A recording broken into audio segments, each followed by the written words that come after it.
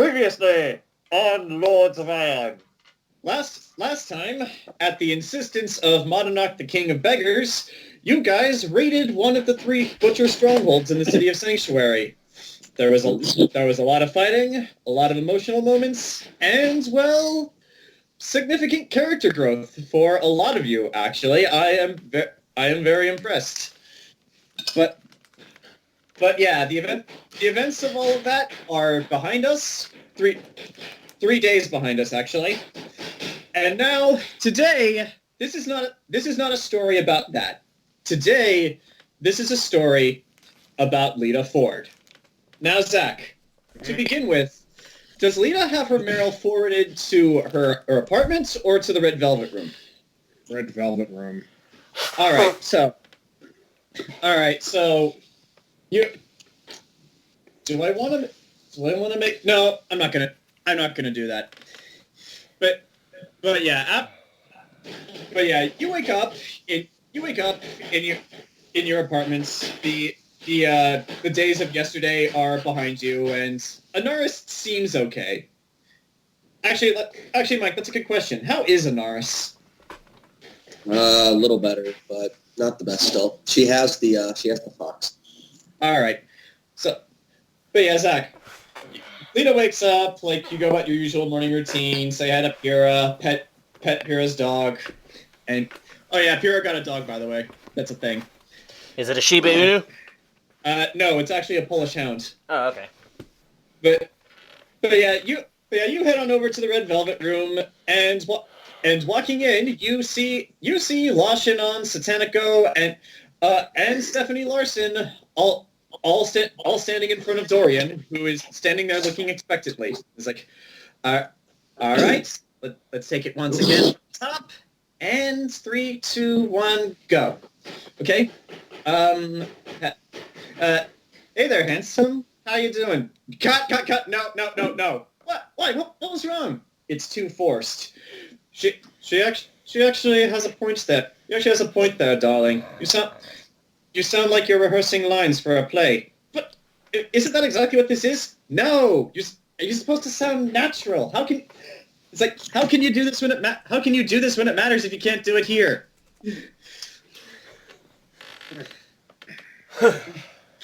Yeah. This cat is madness. What have we done in hiring her? That is an excellent question. Is Lita going to get in on this, or are you just going to walk to your office? All right. No, I'm guessing this is pretty much routine for Lita at this point, walking in and seeing Lashinon trying to educate the staff on how to be sexy. Well, it's not really the staff. It's Stephanie. Like, yeah.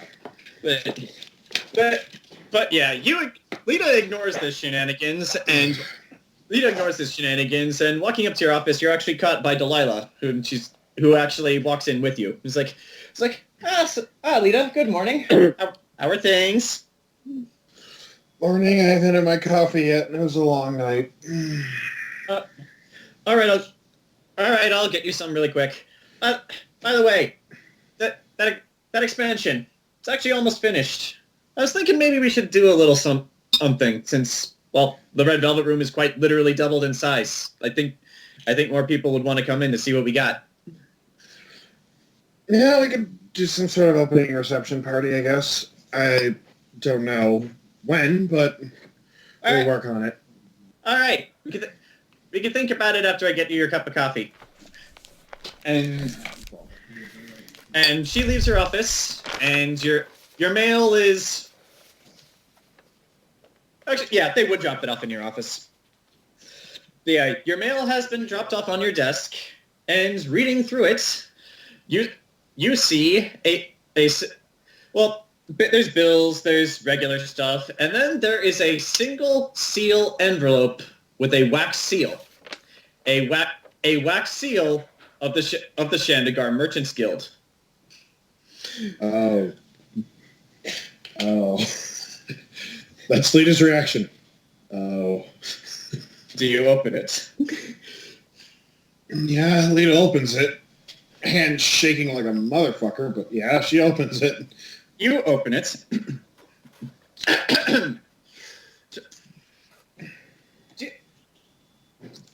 Man just materializes to the side to read the message. Yeah, Anaris is not Ceiling Cat. She has not gained that superpower yet. Yet! That's why I said yet. Materialization. Dear Miss Lita Ford, at the insistence of Prince Ares of Syria, I am apparently to discuss new details regarding trade negotiations between Sankaturum and Shandagar. I am available next Thursday to speak. Please be on time, and please do show up at the appointed day. My time is very valuable, it's like my time here in this city is very valuable, and there will be. I'm sorry, I cannot speak. My time here in this city is very valuable, and rescheduling is not an option. I look forward to meeting with you. Oh, signed, Ramabala, Merchant King of Shandagar. Oh. From now. Lita's only reaction is, oh. Oh, fuck. Hey, Delilah! What's it like in New York City? God damn it. I'm sorry. Did you call me? Coffee took a bit longer than I expected. Yeah, no. Shit. Oh. You... we need to get every, like, she has... Okay, you get Burchill. Knox, I'll go grab everyone else. Okay. So, all right, so you're sending Delilah to get Knox. Yes. Okay. Burchill, you're grabbed relatively easily because you're never too far from Delilah. Knox, your day is interrupted by Delilah of all people coming to the guild hall to get you. Burchill and Knox, what are you guys going to do about Anaris and Enzo? Because they're in the guild. Well, they're in the guild hall too, and I'm asking you guys specifically because of the events of last session. Mm-hmm. If Lita's wanting everybody, just get everybody. All right, Anaris, do you go? She might as well goes. Okay. Lita, how are you going to find Rowan? I'm going to go to the guard station to see if I can find him first. Okay. Assuming he's on watch. What am I doing today? I'm on watch. That is actually what I am doing. Let me roll for luck for you. Okay. You actually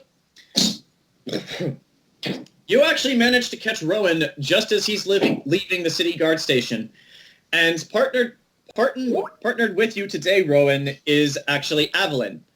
If you know Avalon from Dragon Age 2, then that's pretty much a good finger. But yeah, Zach, you know of Avalon. She's actually part of Rowan's circle of friends, but you don't know her. You know of her, you don't know her. Can she be trusted? Like, I know, what's his name? What's my buddy's name? Euron. Euron, yeah. That's right. I knew it started with me. Yeah. As far as the two of you are aware, yes, she can be trusted. Okay. But yeah, do you grab Rowan? Yeah, I approach Rowan.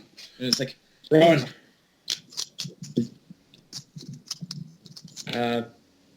Hi. a little concerned right off the bat. Why are you, what's up? Avalon just goes, it's like, Mr. Work, it's good to see you today. Lita just kind of gives her the, like, you know, the quick, like, hey. Yeah. Like, yeah, just looks at Rowan and goes, there's been a development in in something we've been working on. At that, Rowan, Evelyn pipes up and just looks to you. Do I want to be involved in this? You can be cover for me. I think that'll be it, right? Unless we're about to, right? Yeah. Lita not yet. Lita's just kind of like frantically nodding. Okay, yeah. If you could just cover for me, that'd be great. All right. All right. I'll do it. I'll do what I can. I'll see if I can find Sleepy. That way, I'll have at least some backup.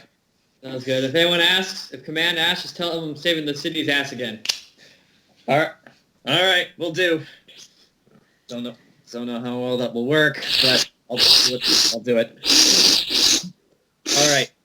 So, party's all assembled. Where are you guys meeting?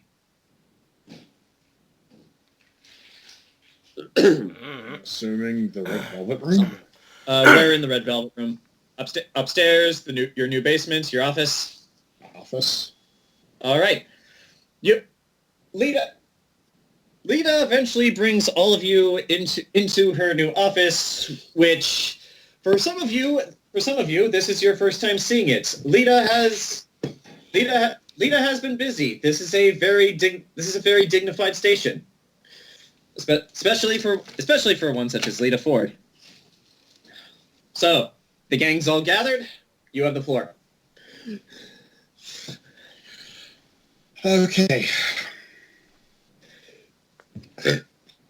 So as all of you either know or have heard through various parties or have figured out, I have been working, considering what we know about what direction the city is trying to go in, with Tempest and the King and the Prince.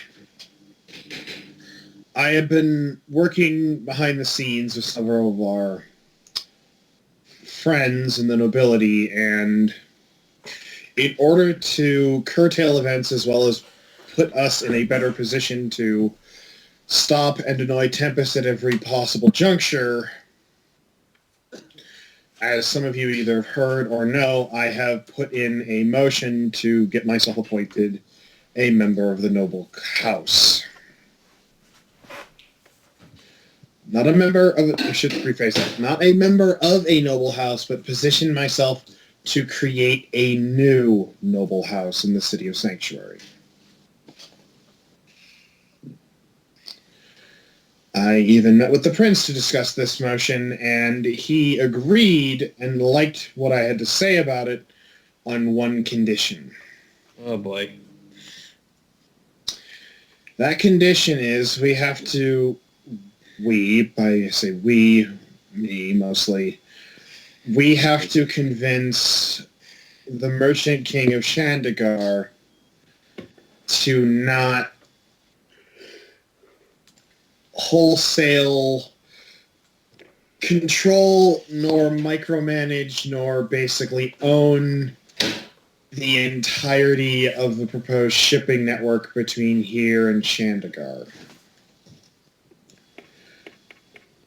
We have to meet with him in person and convince him not to do this. So you're going to kill him, I'm going to guess? No. He's a politician. That'd be a bad idea. So you're going to torture him then kill him? No, that's an even worse idea. That seems like your typical ideas. People tend to miss politicians when they go missing, especially one as such as this man. That's true. So we're going. Besides, Like one. no, go on. I was just gonna make a quip. So we're going from arson to white collar crime now. Shit, I should have... Legal white-collar crime, yes. Okay. That's an oxymoron. Crime is okay. So ended it all. Outside of the office, Lashinon has apparently dropped some things and has yelled, "Sorry!" and is making a motion to clean it up. None of you see this, but you hear it. That cat. Ambient noise. But, no, we're not going to kill him because this would be the literal worst thing we could do. Because if the representative from Shandagar were to disappear, one, Ulfir would probably send an entire inquisitorial fleet over to figure out what the hell's going on. And that's the last thing we want, is to have Ulfir ramming politicians down our throat and armed officials. And with the war going on, adding Shandagar to the mix is probably not a good idea. Especially considering that Shandagar has to have a fleet in order to cross the sea, and they do. They do. Is this the guy, not a character, is this the guy that, was your old master? I'm getting to that. Okay, just question, because I didn't know if Nox would know that or not, because I forget if you mentioned his name. Yeah. Mm-hmm. But no, Lita just goes, so we're not going to kill him. We need to sit down and have a negotiation with him and argue with him and get him to not take the shipping contract and put it in our hands, specifically Burchill's hands, since Burchill now has a minor shipping company under his belt. With a single ship. People have started with less. Just to remind you, Ken, you don't need to roll for this. A single ship, but with the backings of Dante Lysmith and the Prince Ares if this goes well. That's significant. Oh. Yes. If we do get this on hand, the Prince will probably invest in the Burchill Foundation that's being able to expand and afford more ships. Not to mention our noble friends in big air quotes, would probably... No, go on. No, Ron. Rowan's just going to ask, and you need all of us to talk to him? You need our help to talk to him? Am I missing something here? Is it going to be, Yes. do you think it's a trap? Oh, Cor, I don't trust this man. I have never trusted this man. It's a pretty smart default. Yes, and I have personal history with this individual. Lord Ramabala of Shandagar is the Red King of Shandagar, the Crimson King of Shandagar. He has 1,000 titles, but the one title that I remember him most fondly by is Master Ramabala. Oh. It sounded familiar.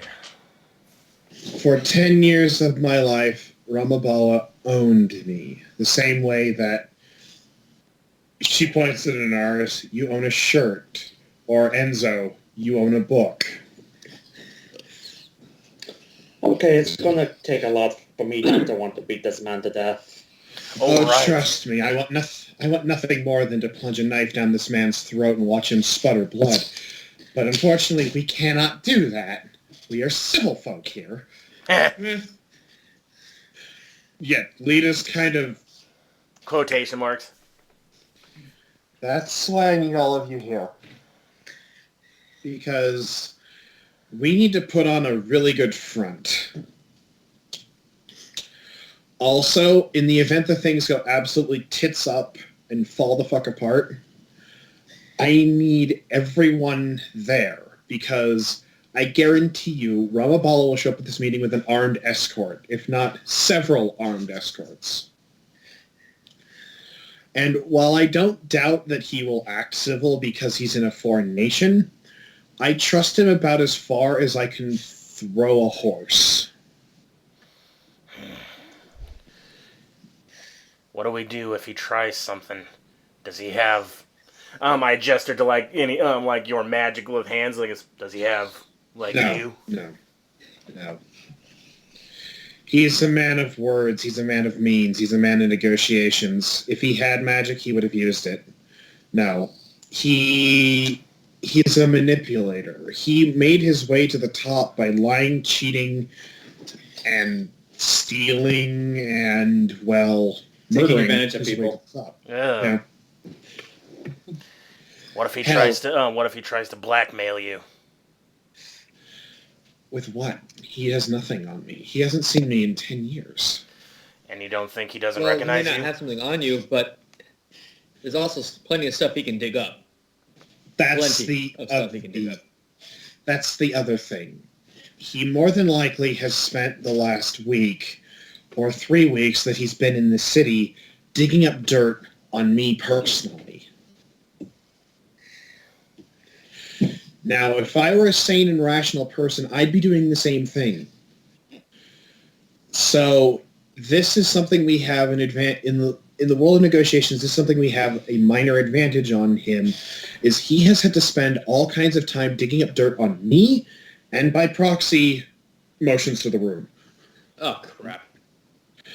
However, that dirt is basically... The only reason why he would probably be digging up dirt is, I'm guessing the prince himself is not going to be present at this meeting to see how it goes. The prince is probably sending a third-party negotiator. Someone who is impartial to the entire proceedings to basically monitor and collaborate and get shit done. The church? Yeah, there's a distinct possibility it is someone from the church, but... Enzo, do you have knowledge local? I don't see Enzo. I think he's and he's conversing with God. There's Enzo- God there. Enzo is silently praying in the corner, but Enzo, you there? There's not here. Oh. I think he stepped away for a second. He had to get the okay. laundry. Okay. But yeah, Zach, continue. But when Enzo gets back, he will have to roll a knowledge check.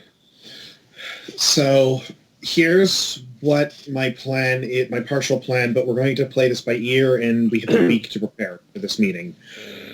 Rowan, I will need you to pretend to be my bodyguard. Okay.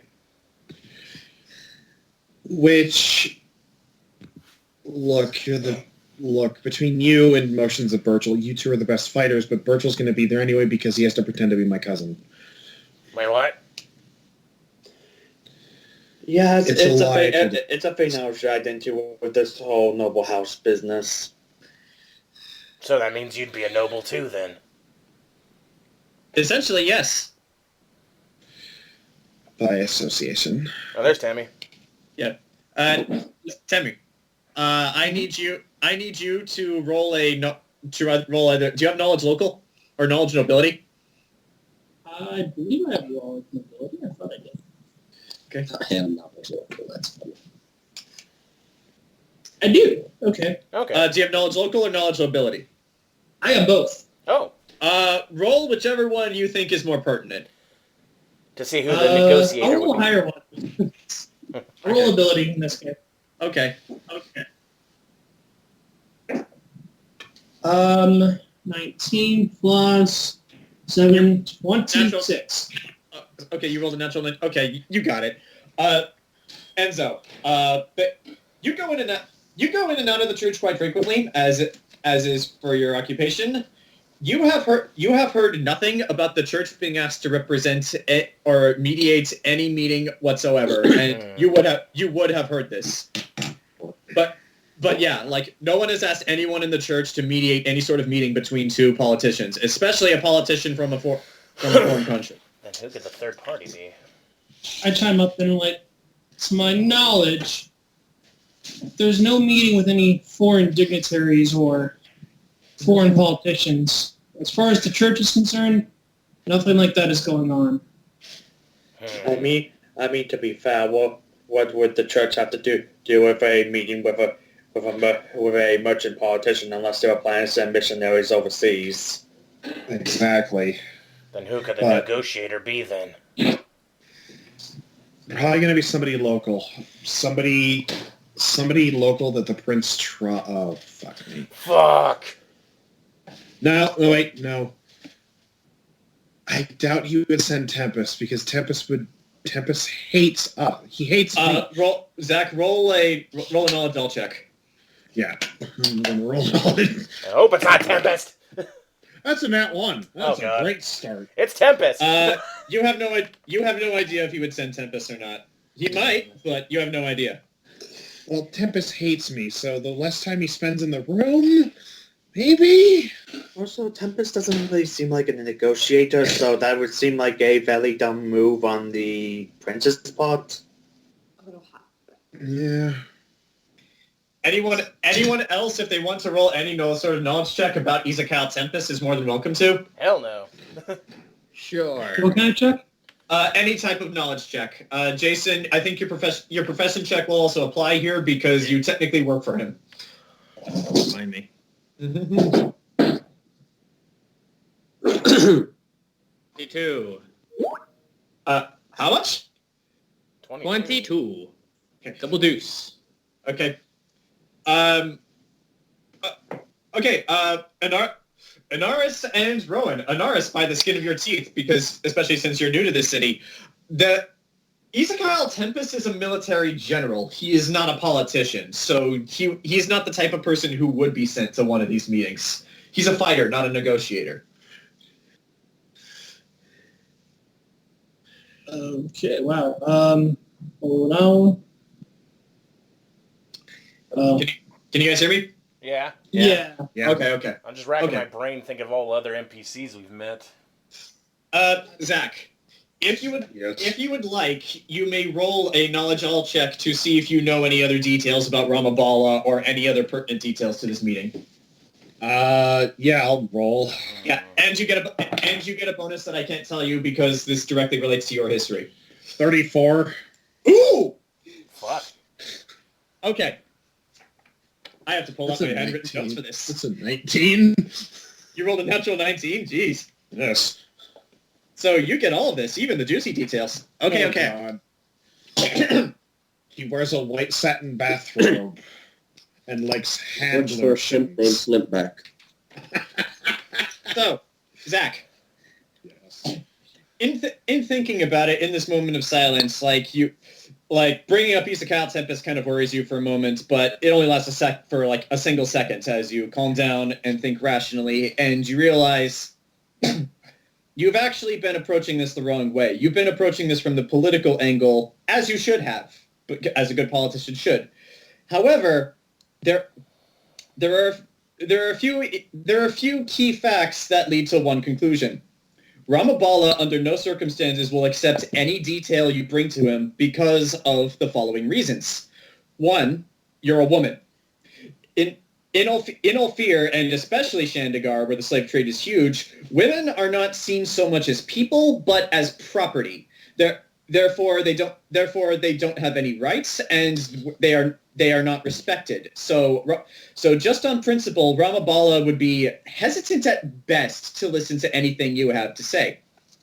The second reason is, as you stated already, the deal that you're suggesting takes a lot of control and power out of Shandagar's hands, and this is big to Shandagar because this is the way they've done things for years. This is how they control trade for that entire region of the world.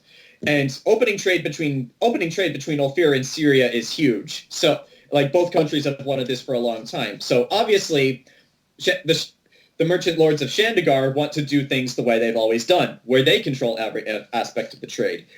And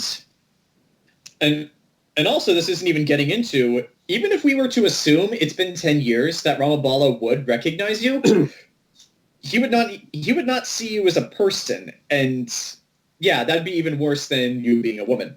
So he would just see no reason to talk to you. And also, let us not forget, Ramabala has supposedly already made a good deal with Aasimar Tempest and Prince Ares already. What you're trying to do is suggest a better deal that favors the nation of Syria more. And however, there is some good news. There is some good news that comes with this. Ramabala, much like most Ulfir merchant lords, is driven almost entirely by greed. At the end of the day, as long as he is making coin, more coin than he otherwise would have, he will accept the deal. Even if it comes from you, if it's profitable to him, he will accept it. But not only that, on a personal level, Ramabala has always been very prideful and has always had an enormous ego. And also, since you rolled well enough, you know that Ramabala has one key weakness. Art. Ramabala is a man who considers himself a man of culture, a man of the upper class. He's kind of like Admiral Thrawn in that regard. He likes to take in other people's culture and and like see what they're all about. But yeah, like paintings, sculptures, plays, like any form of art, he loves it. Like this was actually how you learned about the Ulfir runes that became your rune magic, because he was a man who loved the arts, and Ulfir runic magic is technically a form of art in that country. Does anybody have any spare Mona Lisas? Yeah, and also, yeah, and if Burchill is in the room with you, Zach, like going off of the woman thing, Ramabala will probably be more inclined to talk to Burchill than to you because, again, woman. However, here's the key thing you got to remember with this. The challenge is not necessarily to get Ramabala to accept this deal. It's to gain his respect. Because Ramabala will not accept any detail you propose unless you have his respect.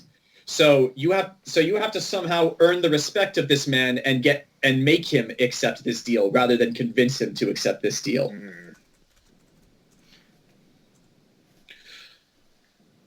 That'll earn his respect. Also, just in case this is a pertinent detail to some of you, Ramabala is insisting you guys meet in his king suite in the Kingfisher Inn, which is on the top floor and has a balcony. Huh. Oh no, he fell. Also, Nah. also, Zach, since you rolled a 34 instead, Yeah. you know that Ramabala has guards. You've seen them. Yeah, they're big, brutal motherfuckers.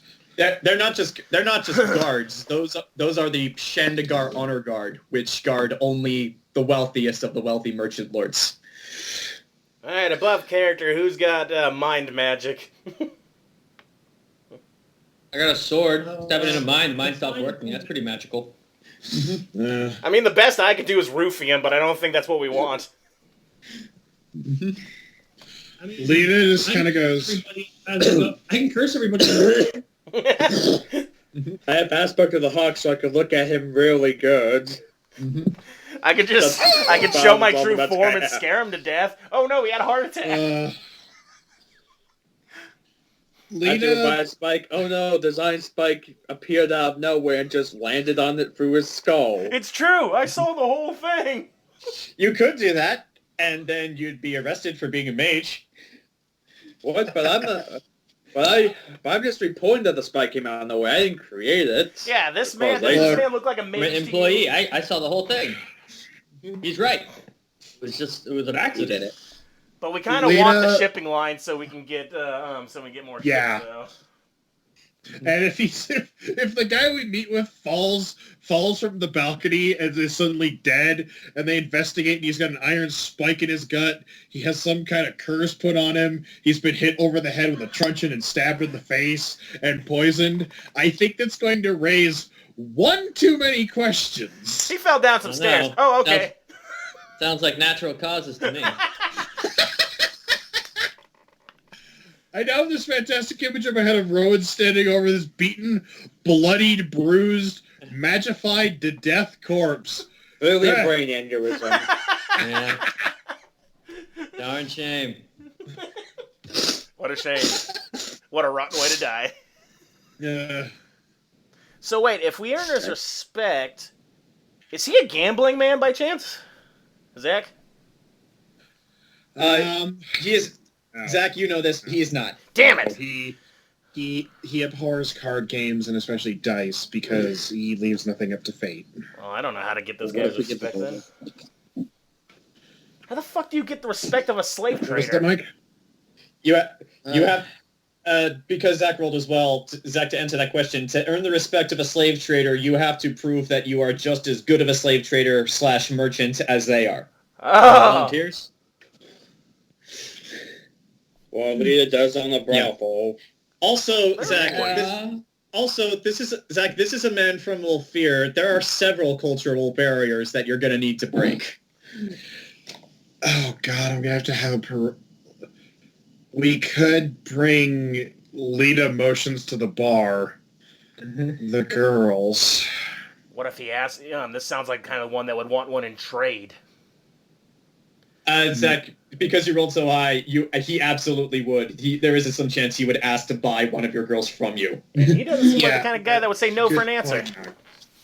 Yeah. We're not losing our damn whores. Fought hard for these whores. Hey, Lashanon, want to make $5?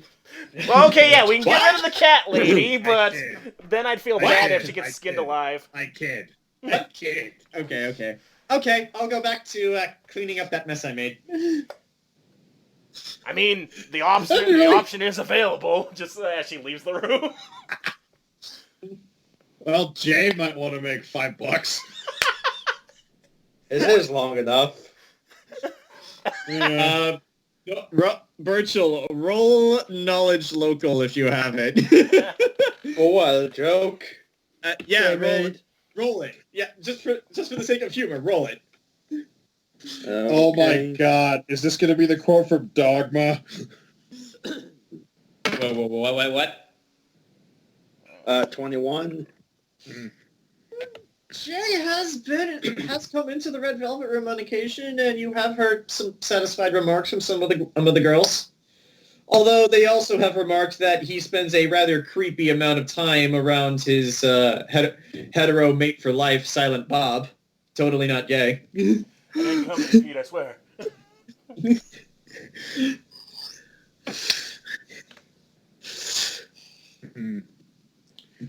Is there any... Alright.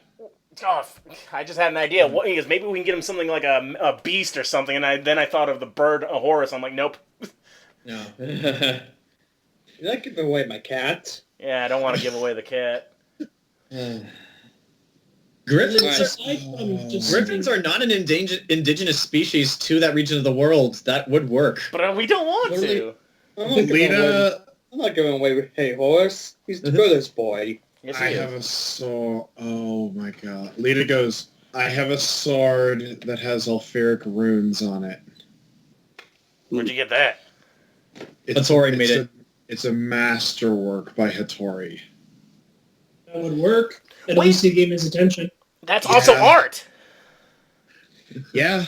Why don't we wait? We can have Hattori make something. If he appreciates the art, we could have like the blacksmith. We got a week. He could probably make something awesome. Yeah. Probably. Yeah. Like we offer an exquisite like masterwork from a master blacksmith as a gift. That way we have like he's like we'll have his interest at least. Like, oh, I appreciate this. Well, Yeah, that Jason. Yeah. definitely solves one issue, but that brings up the second issue. Who's gonna be our negotiator in this? If it's not gonna be Miss Lita. Well, it has to be. It has to be. Well, it has to be Lita because the prince is watching Lita to see how this goes. So fuck. So Well, no, we the can't intermediary. Intermediate.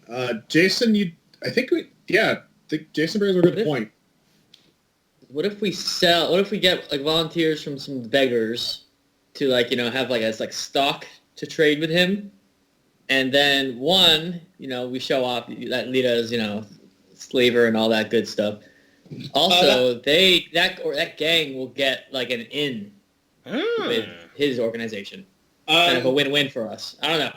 That would not actually work, because slavery. Slavery. Well, I'm just saying this. Lita would know this already with that absurdly high knowledge roll. That would not actually work, Lita, because while slavery is legal in Shendigar, it is not legal here. Oh, fuck. So yeah, if there is an intermediary there, he would probably tell the prince that you're trying to sell slaves to Ramabala. Oh, fair enough. That Yeah. bastard. He would. Wait. The slave guy's calling out other slavers. If we need to go, we bring him to the Red Velvet Room. But he wants to meet in the thing. Yes. But we meet him there, talk for a bit, and then in order to show him that we are competent at what we're doing, we bring him here, and we give him a tour. But then he'll want to buy one of the girls. We We just have to remind him that he's not in Shandagar. And that might make the negotiation sour then, because he doesn't get his lollipop. But if we bring the negotiator with us... Well, I mean, Well, I mean, if he's a politician, he does need to understand that, different cultures has to respect him while he's visiting. But at the same time, he's got the upper hand. He can say yes or no to this trade deal. And if he doesn't get pleased, he's all he has to do is just go, oh no. The rich and uppity types are all like that. Zach, because this relates to your business specifically, roll another knowledge check. I don't want him around the girls. That's all I'm saying. 27. Okay. You cannot offer him one of the girls to buy to take back home to Shandegard. You can, however, offer him like an hour with one of them. Like you can't give him the girls to take home, but you can give him some time in the Red Velvet Room while he's there. That Lita does. Just take. Lita does. Yeah, Lita brings up to the party is we could bring him here, show him the establishment, and then offer him an hour with a girl of his choosing. What's his type? Zach, young, pretty, and has a pair of tits.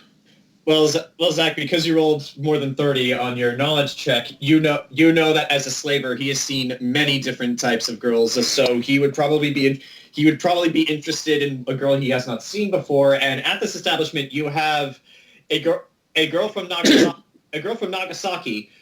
Sophia is pale and blonde, which they do not normally have in Shandegar. Lushanon is a cat girl, which he's probably never seen. And yeah, you got several unique girls by his standards. If we offered him Lushanon, she would shatter his brain. She That's probably what we would, need. but He is not prepared for that level of kink. I chuckle at that.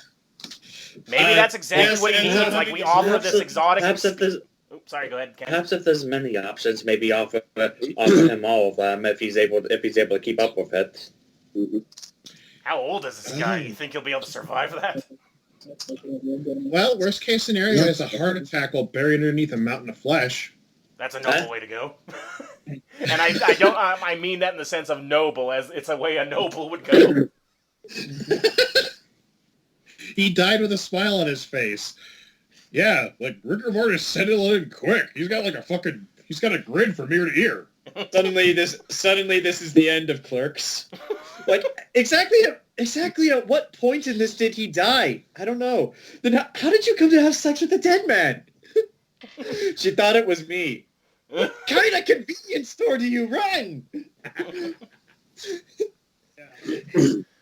Let's see. So, if we offer this guy, all right. So we get his respect with art. We maybe that'll be able to make him be able to convince to get to the Red Velvet Room, and then if we give him lots of whores and make him happy. Wait, he's a traveling merchant, right? You think maybe like a VIP card? You think that would be enough for him? He is not a traveling merchant. He is a foreign dignitary, and not only that, his title is the Merchant King of Shandegar. He is the Lord of. He's basically a king in his own right. Wait, what about a new kind of booze? Which you have. Yeah, what if we offered like vodka or moonshine that we could take back to his country and stuff like in... No shine. No shine. No shine? Lita says, no moonshine. Or how about vodka? That's from foreign lands to the north. That would be foreign to him, yes. Why no moonshine? I mean, if this works out, we're probably going to be shipping some over there anyways through the Burchill Foundation. Yeah, all right. Well, so yeah, yes. We get 3 gifts. We get whatever Hanzo can make. We get them girls, and then we offer him a product that no one's ever seen that we actually have access to. If he goes with us and we get him to something that he would like and maybe could go to his people, then it's like, hey, if I go with you, I'll have first access to shipping rights for this. True. I like it. But which one, vodka or moonshine? Either or would be available. Wait, do they have potatoes out in the desert? Grant, roll a knowledge check. Oh, god damn it. What we could do is offer one, the one we're willing to like let go, and then if that one really doesn't work, then we go for the big gun. Okay, somehow Nox Yeah. has a natural 20 in this about the desert I don't think he's ever been to. You read it in the book once. Lita agrees with not with Rowan on that one. Yeah. Yeah. Give him a choice. But yeah, Nox, your moonshine has not really done as well as you thought it would. Like it hasn't gotten mass market appeal. However, here's what it does have.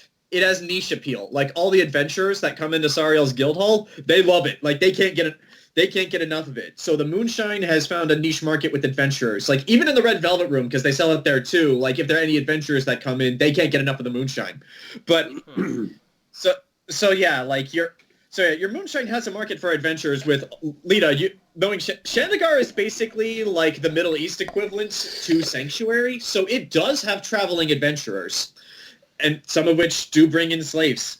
Well, also, I was mostly asking about the potato thing because if we have the only supply, because we have the products to make this stuff, then he can't make it on his own. Yeah, and they do not have potatoes in the desert, Or corn. And yes, or corn, and yeah, the vodka actually does have a bit more mass market appeal, and since this vodka is being made by Boris himself, it's unique, and according to some of the other people who've tried it, it's better than regular vodka. So we could be like how the original founding fathers, like how they couldn't grow grapes, so they kept importing like wine from Europe, and it was really expensive. Only the upper class got to drink the wine. So if we can make this an upper class drink in Shandagar, then that'd be a reason why he would sign with us. Yeah. And like I said, there are adventurers in Shandagar. Yeah. And it'd be a very pricey commodity too, yeah. But combining Rowan and Nox's idea, we give him, like what Rowan said, we give him the choice. We offer him both, but we give him the choice, so he has to make a decision. And it makes it look like he made the choice. Mm-hmm. Mm-hmm. Yeah, Mike? Nothing. Oh. Okay, so we give him a weapon, we give him a gift covered in Alfear runes of some exotic make and model that's like basically a work of art. We give him liquor, we give him a whore. That warms him up to us, which then allows us to go. Yeah. Then we meet with him. We meet with him back at the designated place. We negotiate, and get him to buy into this deal. And that's where the other parts come in. Like I said, I don't trust him. I trust him as far as, like I said, I trust him as far as we throw a horse. So, Anaris and Nox, I'm going to need you to basically be eyes and ears in case he's got spies or other treacherous types. I was already playing on it. I don't exactly fit at a negotiating table. Also, if possible and if doable, and if you run a very low risk of getting caught, maybe steal some of his paperwork. If we can further the connection between him and Tempest, or further prove a connection, it's just one more piece on the board that we control. All right. And Enzo.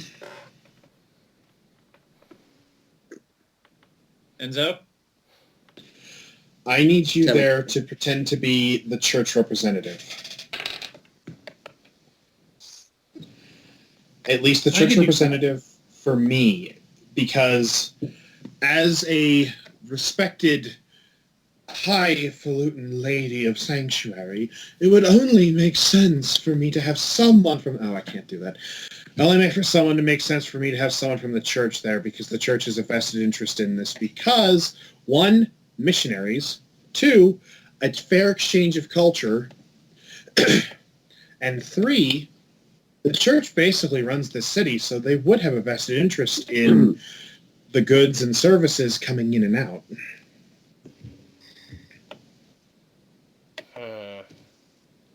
But what if it got back to True. his officials though? Like out of character, what if it got back to his officials if he was like pretending to work in an officious capacity? Enzo, roll knowledge religion. Yeah, I don't want Temme getting in trouble with the superiors. I think that is 21, but I'm confirming right now. Religion, yes. No, 22. Okay. At worst, this would be a waste of your time. At best, you do a service for the nobility, not so much the church. But since the church has a vested interest in the nobility, that would be good for the church. Not to mention, this is proof that I can handle myself inside the delegation rooms of nobles. So this will also give me a bit more favor with Elder Maxwell, proving I have ability. That is true. Uh-huh. Also shows you have initiative that you took it upon yourself. Mm-hmm. True, and if I took initiative with Miss Lita, of all people, to help her form stronger relations, that also gives Maxwell more opportunity to go see her. Dude, if this is a success, it shows that okay, I was able to negotiate a peace between a guy that treats women like toasters, and he agreed. Like, hey, look how good I am. Okay. There's your out of context D&D quote, Grant. I wasn't trying for that, but okay. But yeah, like There's your out of Which one did you not context. try for? but yeah, like that would show, hey, look what I can do. I did something that's practically impossible for Temme. Yeah. Or I mean Enzo, sorry.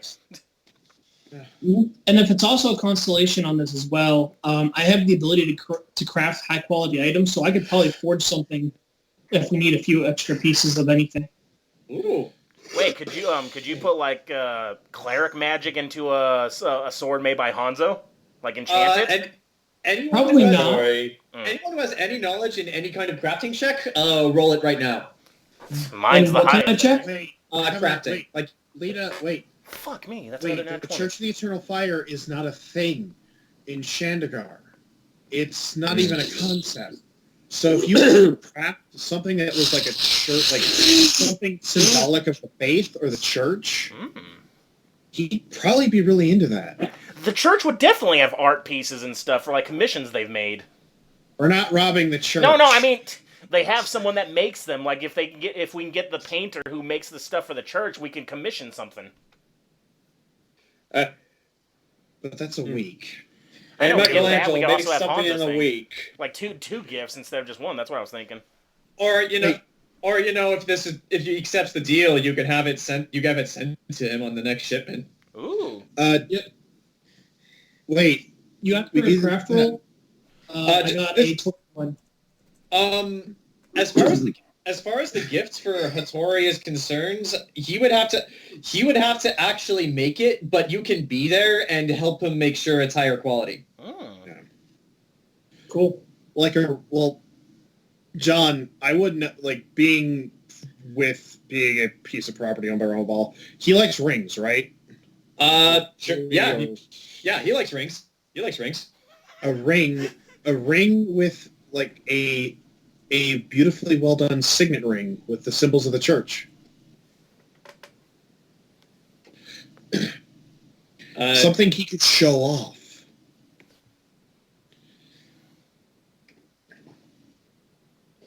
So an That exquisite ring. Should be something that's possible. That's definitely doable. You don't even need to roll for that. That's doable. Yeah, and I guess we can make it gaudy to make it stand out too. Mm-hmm. That way the church knows. That way the church knows it's more ornament. It's more of an ornament than it is actually mean anything. Because otherwise, it wouldn't be gaudy. Yeah, and it's not like a ring would take that long to make, especially depending on the quality. A ring would not take long to make. Yeah. Also, as you said before, like, what if there was one more stop before the girls? Like, what if the girls were, like, actually, like, the cherry on top? You said he likes art. Does the church itself have, like, beautiful mosaics and stuff inside of it? Lita, roll knowledge all. Well, wouldn't Temme know? Because he goes to the church all the time. Yeah. This is for Lita. You'll find out why if she goes well enough. It's for Ramabala. Yeah, it's for Ramabala. The last time you saw Ramabala, he was on the balcony with the prince and with Tempest, watching you perform at your benefits concert. So he's obviously been in the city for a while. You get the sense that if there were any works of art in the church or anywhere in the city, he's probably seen them already. Damn. So we've got a sword, a ring, booze, and women. Definitely all you need in life, I guess. I mean, the farther we go down this trade deal, the more I think we're losing out in the immediate run. Yeah. Plus, because all these gifts are good, we still have to prove to him that we're worth the conversation now. Yeah. We have to offer him a product, besides the booze. Then We already have the meeting, right? Well, the product is open trade between two countries. We just need to make sure he doesn't kick us out. but we have to make sure it's with us and not Tempest. Well, here's the thing. We may have actually already proven that we're worth the conversation because we wouldn't be having this conversation if I hadn't put the bug in the prince's ear. So there's something there. We have his curiosity. We just need his attention. I could bring the box to that silverware as not so much as a gift, but as an example of some of the products that Chandigarh will get access to with this trade deal. Yeah. Silverware, yeah. Yeah. Yeah. You know, Especially since that silverware is exclusive to the Burchill Foundation. Yeah, that spices. would do it. Well, what spices do we have in this country compared to the desert? Whoever wants to roll a pertinent knowledge check for that, go ahead. Can I do it with my alchemical for ingredients? I Yeah, can roll. One. I'll roll on the Chandigarh stuff. Would that be knowledge nature because spices are plants? sure. I'll allow that. I will know it, so 14. Where's my there we go, profession. I got a low roll. Rowan, they've reached a point where like they've gone outside of your area of expertise, so you're more just listening to them. To everyone else, yes, there are some spices that are unique to this country, and they would be on the table for trade if this deal gets accepted. Like that would be part of it. But yeah, like what's unique to this country compared to Chandigarh isn't so much spices, but like foods in general. Like you brought up potatoes with vodka, like tomatoes, carrots, apples, chocolate. None of those things are in Chandigarh. It's like a terrible place to live. There are nice things in Chandigarh, but Probably silk. Do we know any chocolatiers? no, you do not. I mean, Hattori used to run a bakery when he was forced not to be a blacksmith, but surely he had some chocolate. That's bread, not chocolate. He made a cupcake, didn't he? Bear or something? No, he made pastries. Yeah, pastries can have chocolate. His did not. Yeah, he was all vanilla and nothing else. Also, if you remember, he gave her an elvish pastry, which was mostly bread. Like, if you've seen the food from Lord of the Rings, that's pretty much what it was. Damn, Ooh, elves and their lack of lamps. palate. Yeah, Lita can speak her experience. Hattori's pretty vanilla. Mm-hmm. He is an artist with a forge, though. You know that. I just want someone to go. Hattori. My favorite things are water without ice, white bread, the most recent season of The Simpsons, and dirt. Oh my god. So, are we settled on a plan then? I think maybe this is kind of playing by ear. Yeah. So wait, where's Burchill Okay, going to be? Are both Burchill and Rowan going to be with you and with Temme as well? Yes. And me, the two beast people aren't going to be there, obviously. I guess hiding in the shadows if things go tits up. Yeah, and be sneaky sneaks. You can like I said, the room you're meeting him in has a balcony, so yeah, you have options. Yeah. I think I'd rather stay away from that building if he's got guards. He's probably got guards on other rooftops. You don't know. Yeah. But I guess be sneaky sneaks. And if you get caught, pretend to be a grandfather and his grandchild in the natural habitat. All right. Well, okay. So, Hey Lita, would you like hey Lita, want me to brew you up something that could Make your tongue even more silver. Basically, insinuating to give you a silver tongue potion, which will give you even more charisma. For about an hour. No. Yeah, it does take. It only takes an hour to brew a potion. No, I think it No. lasts wait, hold on, my alchemist. I think it lasts 5 hours. You'd have a plus whatever to your charisma for it. What's the name of the spell? Silver tongue. I think it's a silver tongue potion. I think. Well, I didn't write it down. Well, potions are basically spells in bottles, but you called it silver tongue. Yeah, I think that's what it was called. Because I got cat's grace. Rowan's I just got like, fox's cunning. Rowan's just like, do you have a potion for everything? Yeah. No, he does not. Yeah, but I answer him. Yeah. I hear two different answers. Loneliness. This is a trait, not a spell. I don't know if it can be brewed into a potion. There was something that did charisma. The one I could think of is called Fox's Cunning. Is it? Yeah, it's probably fox's cunning then. Do you have that? Check your character sheet. I gotta open up my other character sheet then on the computer because that's where I write a lot of my ingredients. Alright, keep going without me. I'm just gonna do some stuff because I know I've got something. It says here you definitely can make it. It says here it lasts 1 minute per the ingester's level. So you're level 9. This would last 9 minutes. Oh shit, that's not enough time at all. Okay, never mind. No, Lita will just rely on her every 9 minutes. Pardon me, good sir. Swig. She's got a flask. Okay, so who is doing what right now? Talk to Tori about that sword. Okay. What? So you're making a sword. You settled on that? And a ring. The ring can either be made by Hattori or it can be made by the church. If it'll be made by the church, there'll be more to it. Quick question. I'll go have the church make it, and I'll make sure it looks gaudy, and I'll ornate it. Okay. So that's just a simple request for you. Temme, are you going to help out Hattori since you can craft high-quality items? Yes, I will also help Hattori making sure that it's embezzled properly. Okay. Zach, what do you want this sword to look like? Like, what do you want the blade to be made out of? Like, it doesn't necessarily have to be steel. Like, what do you want the hilt to look like? Like, you want all of your runes in it. What do you want the runes to say? Actually, in fact, roll a knowledge all for our Orphic runes. You'll get a bonus to this. That's a 17. That is actually just enough because this is very basic knowledge. This is very basic knowledge for this subject. The way Ulfuric runes are done in Ulfir and Chandigar in particular is because they're a form of art. The runes usually spell out a sentence like I don't know, my light is my fire, or my blood is ice, or just the blood of kings.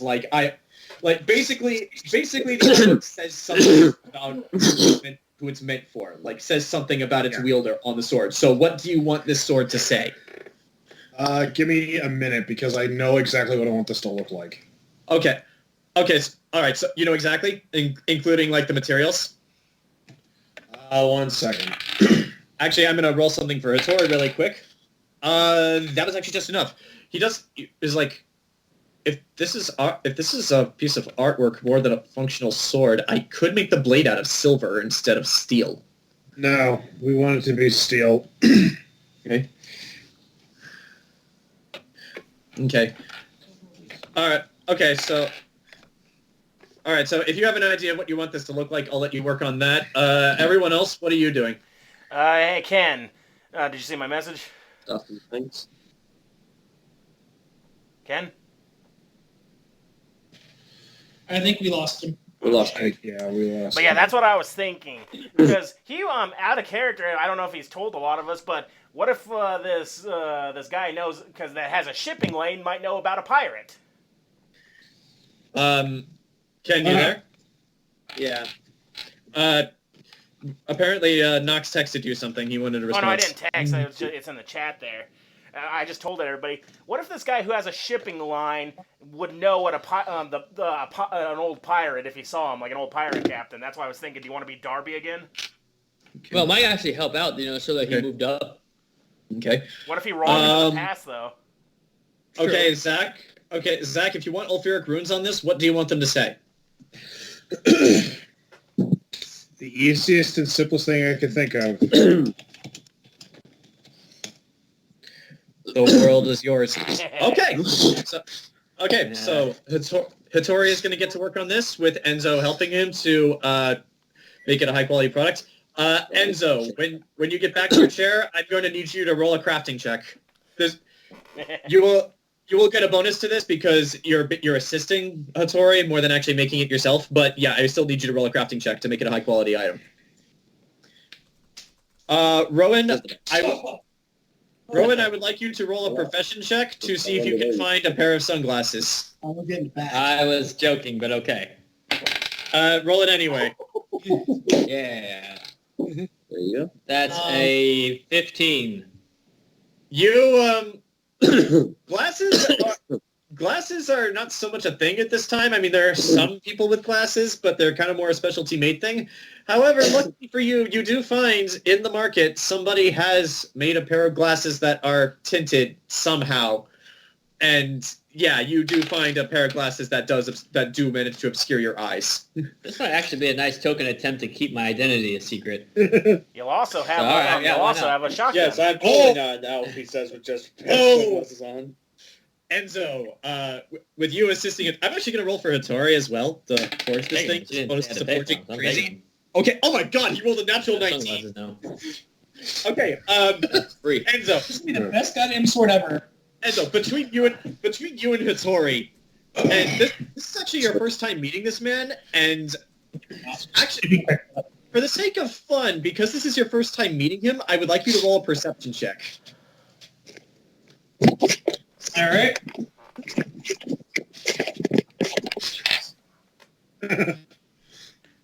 Oh God. Who the fuck you think you're fucking with? I'm Tony Ramabala! You fuck with it, you're fucking with the best! 26. Hey, Zach, when you talk with Hattori, are you talking like how you usually talk with him? Yes.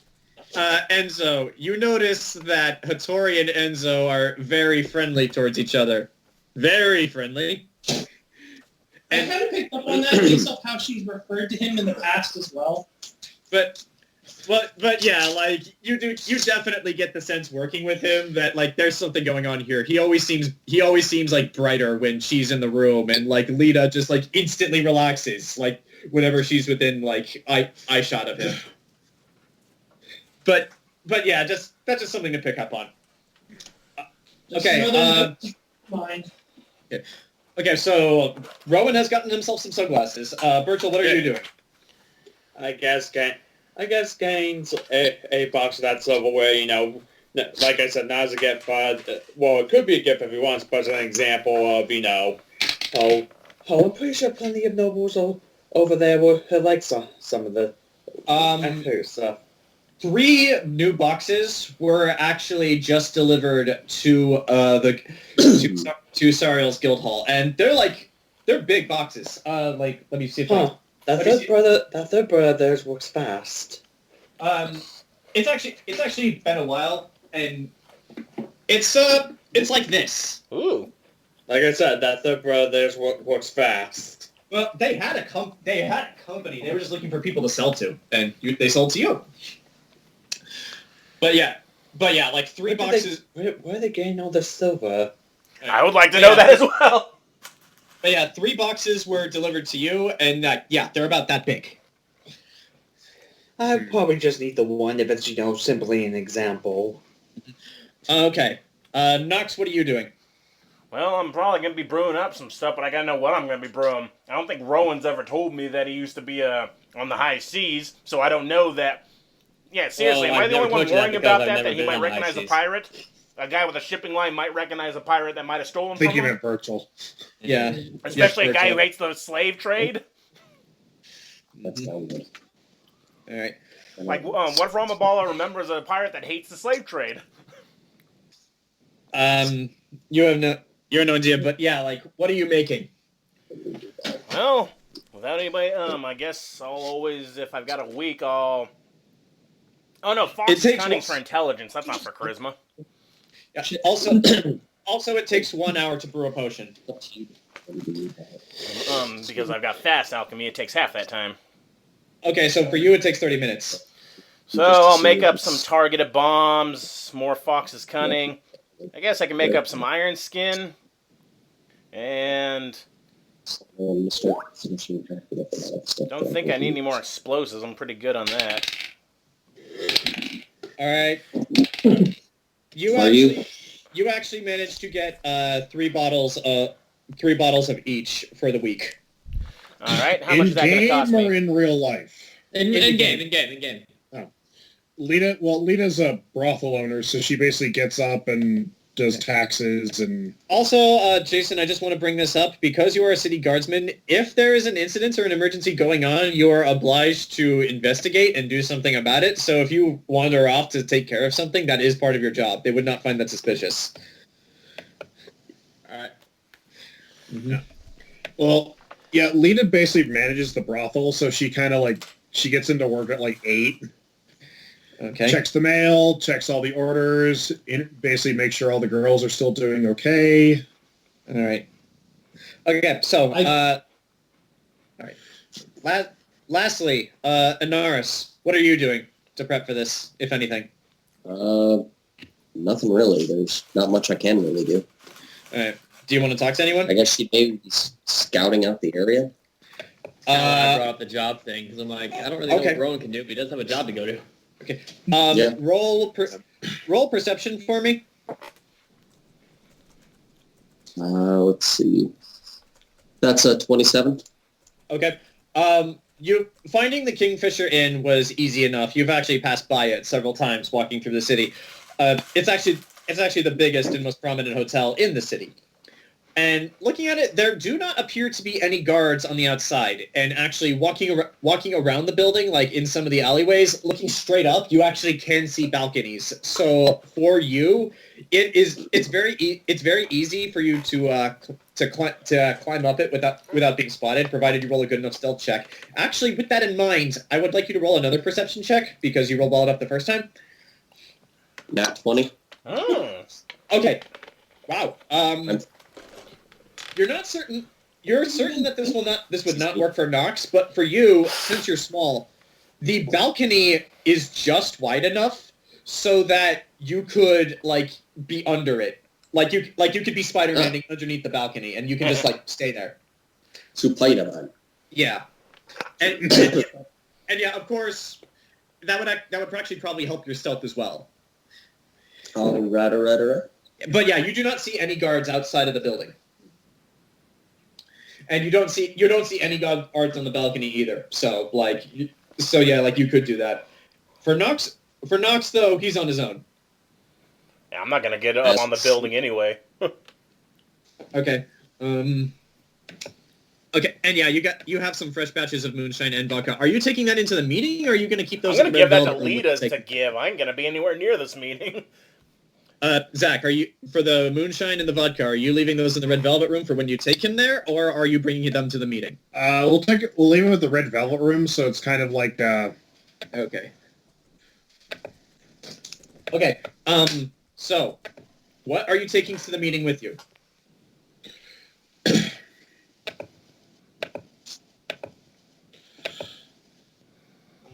I think we should present the sword to him at the end, just because if things go bad, we don't want him armed. True. I mean, that'd be pretty shitty. Here's a sword. I hate you. Draw a sword. And Zach, because it's made by Hattori, this sword is perfectly functional and a masterwork. Hattori makes quality blades. Here, I give you this sword. He stabs at you. Curse your sudden but inevitable betrayal. Yeah. Okay. So the sword's at the end. Do you want to keep that at the red velvet room, or do you want that on hand? We'll have that on hand to present to him at the end. Who's carrying it? Burchill. I think Burchill should carry the sword because Ramabala has this conception that men mask manly things and swords are... Swords are phallic symbols. Yes. Right. So I think if Lita and actually, if Lita and Enzo present the ring at the beginning as like a symbol of good faith, and then at the very end, Burchill presents the sword and basically says it's a gift on behalf of the Burchill Foundation, then... All right. Yeah. Okay. And Ken, are you bringing the silverware to the meeting as well? I said I was. Okay. All right, last question before we get to this. Rowan, do you wear your sunglasses at night? Absolutely. Okay. Okay, so unless anyone has any objections, let us get to the meeting. Yep. Before we do that, Anaris, since Grant is not here, are you showing up early to stealth, or are you just going to go there with the party? She's showing up early stealth, so I'll go stealth. Okay, roll for a stealth. Okay, that's 27. Okay. Oh yeah, neither of them are going to spot you. So, like, what are you doing? Are you doing what I suggested, where you're supine-manning the balcony, or are you just doing something else? Okay. Yeah, she's gonna climb up to there, so we'll climb. Okay. For Lita, Burchill, Enzo, and Rowan, you guys do not know where Anaris is, though she said she would be there. So you just gotta trust her on that. Rowan, last question: are you going to bring yourself to this meeting, or if you want, you could bring Evelyn or Euron or one of your other friends to act as another guard? That might actually be a good idea. What do you think, Lita? Whichever one you trust more. That would be what. Which one will be more missed from, like, the bot? I know I'm allowed to, like, investigate stuff, but who would kind of raise more red flags? Let's see. Evelyn is decent at her job. People would miss. Sleepy and Bon. Sleepy is like over 7 feet tall and made of muscle. People notice him whether they want him to or not. Roach and Vess, you actually have not seen since your loyalty mission. But yeah, like you could take Euron because Evelyn probably wouldn't be a good idea. Yeah, you could take Euron because not a lot of the guardsmen like Euron, so like people would not really care what he's doing. Is Euron down with this? Sure. Oh, good. On to blackmail. Sweet. Okay. And how are you dressing? I am dressed in my usual, my off-duty clothing. The clothing I wear when I'm up to no good with these guys. Okay. Rowan is going to follow suit with you as well. My personalized scale armor, to be precise. Okay. Euron's going to follow suit with you then. He's going to get changed once he gets to the Red Velvet Room because you guys have technically started a day of work. But again, if there's an incident, you guys have to do something about it. So, unlike you, though, he does not have sunglasses. Because this was kind of last minute, he did not have time to go buy any. That's all right. Yeah. So yeah, he will not be wearing his sunglasses at night. So, to the established party, you all walk to the Kingfisher Inn. You walk in. The bartender actually waves to you, Lita. Like, you know him. You've actually played here before. Right. You respond. All right. And approaching the stairs, the four of you that are there see for the very first time these two unique looking guards at the bottom of the stairs. Like, you know what the Unsullied look like from Game of Thrones? Yeah. Yes. Imagine that, but like much finer armor, and like there's some like dark like navy blue robes just like flowing out of the armor parts, and it's like very well kept, and it has like gold trim and everything, and their helmets are even decorated with a bit of a plume. Like, it also hides their faces though, much like the Unsullied. And yeah, just like at their sides they're carrying like these like really tall spears that Lita, you notice the spears are also engraved in Ulfuric runes. You guys are staring at, in person, the Ulfir Honor Guard. And They are just like the English guards at Buckingham Palace. They are just still. They're stalwart. They are not moving. You're pretty certain they're not even blinking. But yeah, they let you pass, and walking up the stairs. And as you get towards the top floor, you actually see another set of guards, but just by the top of the stairs. Again, still standing there, still with their spears out at their sides. And there are two more guards, like a bit down the hall, in front of the door to this man's room. And now we get to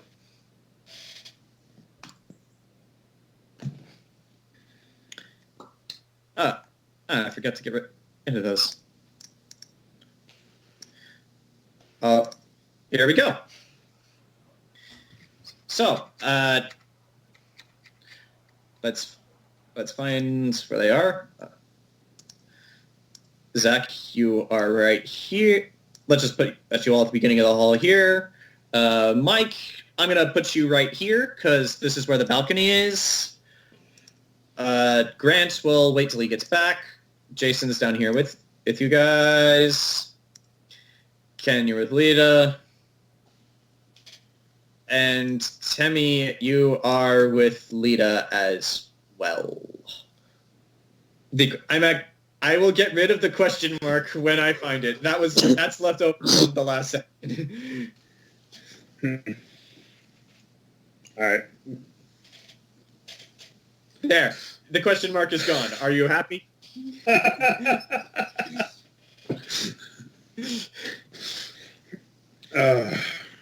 Okay. So do you guys approach? Following Lita. Yeah, we approach. I approach. All right. Commander Shepard. Okay, Commander Shepard. Just for the sake of simplicity, I'll just move you right now. You approach the door, and just walking up, like as soon as you approach, they move their spears to block the door.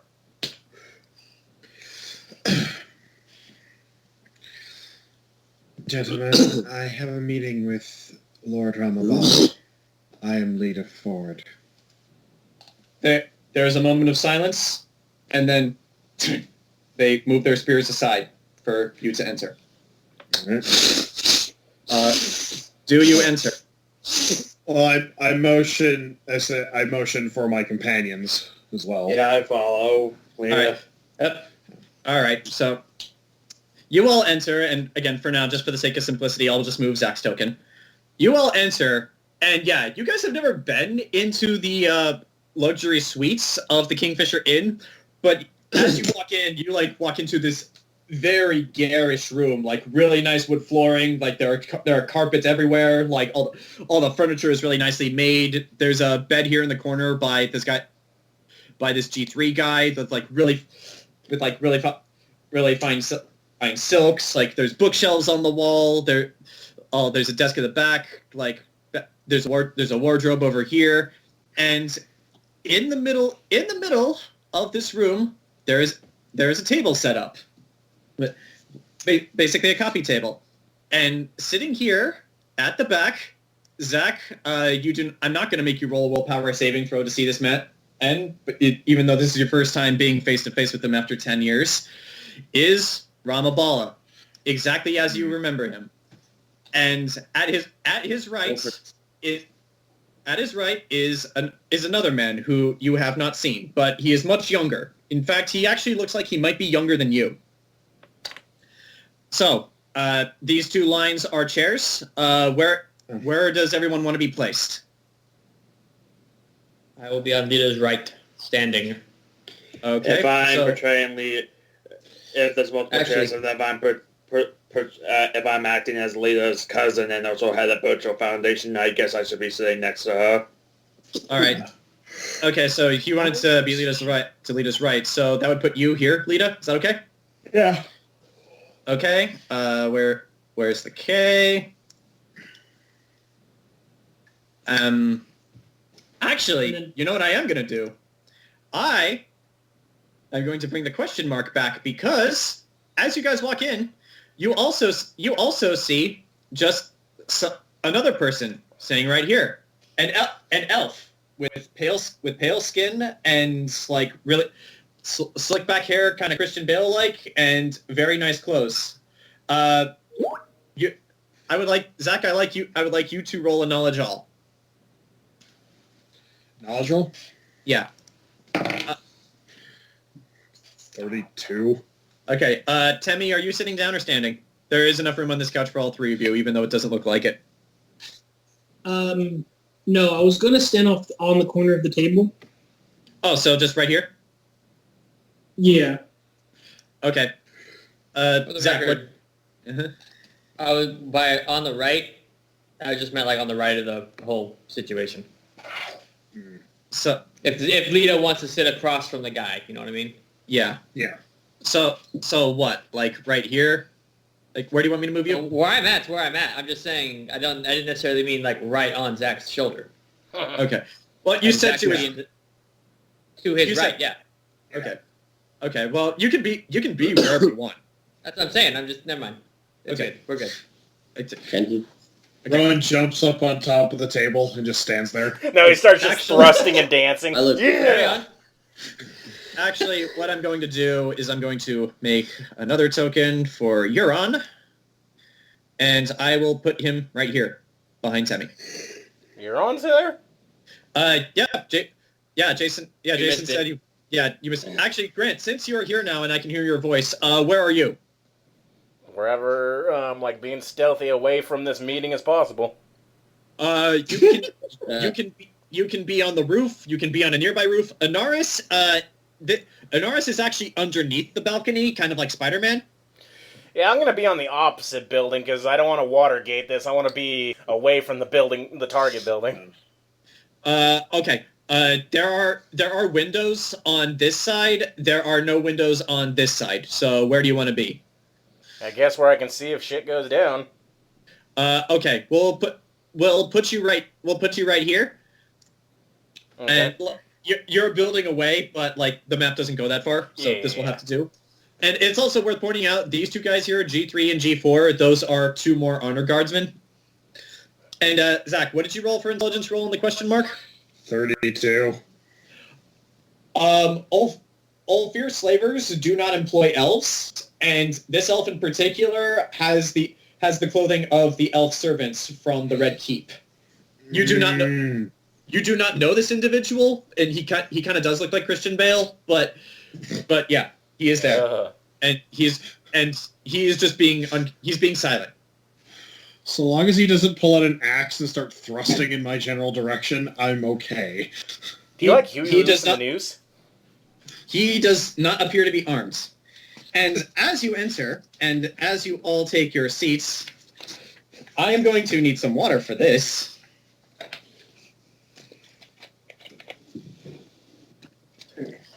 So,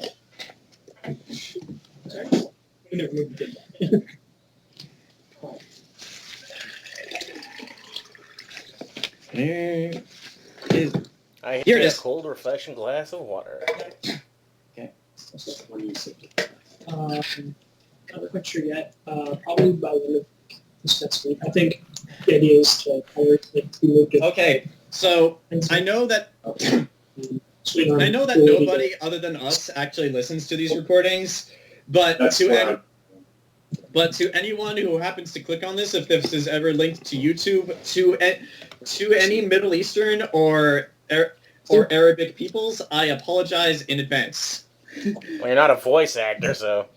Yeah. Okay, so as you all walk in and take your positions, Ramabala begins to speak. Tahiyati makalat yaramar for irar yarman an duarere surani al tahere eliakama ad Ramabala Tajir Sandigar. And as he speaks, the guy next to him says, "Greetings, Miss Ford. It is a pleasure to make your acquaintance. I am Ramabala, Merchant King of Shandigar. Aismar Yorubarak at Bikuth Adawan Adis Lira Sikad Zami Iramat Murataraish Anchar Ani Affirm Bayet Ongat Anui Tasmat.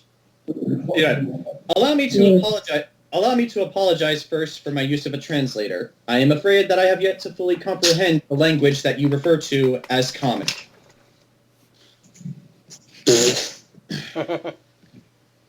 I don't quite understand how to commonly speak this common language. Hold on a Yeah, minute. common. What? I don't speak English. I think he's a liar. Goes right up to you, sprechen die Deutsch? Yeah. He's most likely laughing, going, huh, they don't know I can speak common. No hablo español. Dos cervezas, por favor. Roll furnish. I have a Zach. quick question, if Yeah? it's okay with you. Uh-huh. If I cast Comprehend Languages on myself, and then if I touch Lita and cast Share Languages, does that allow us to all communicate the same goddamn language? It allows you to understand the language. It does not allow you to speak the language, but Lita already knows the language. Yeah, if I give you guys some tongues potions, you'd be able to hear and speak it. And I'm just going to go ahead and use Comprehend Languages on myself so I understand it too. Okay. You do make a few obvious hand motions, but he pays it no mind. But does anyone want to roll an intelligence check on whether or not this man is a liar, since you brought it up? He is a liar and a rapist. All right. What kind of knowledge do you want, or did you want like a sense motive? This would be a sense motive check. Lita, it would be a knowledge all because she knows this man. Or would that be insight if I want to know? If It would be 21 sense motive. sense motive. Sense motive. Okay. 19. All right. 5. Hold on. I actually statted this guy.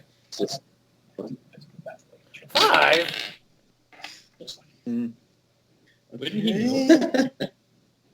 I'm very Does she know what I sensitive. mean? But Okay. And he gets a bonus to that.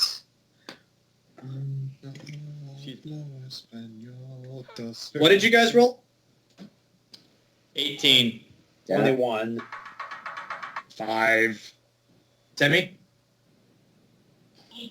19, he said. As far as all of you are concerned, yes, this is indeed the case. Like his common is not perfect.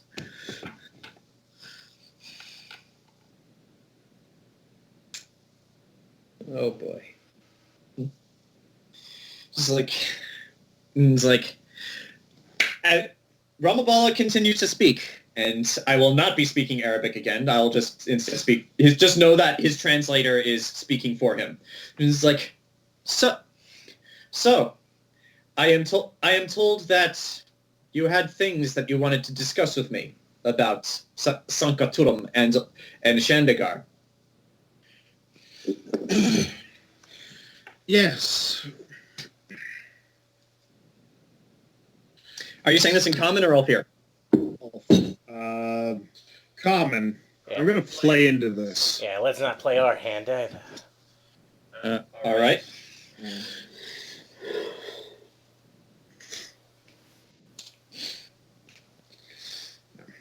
Mm-hmm.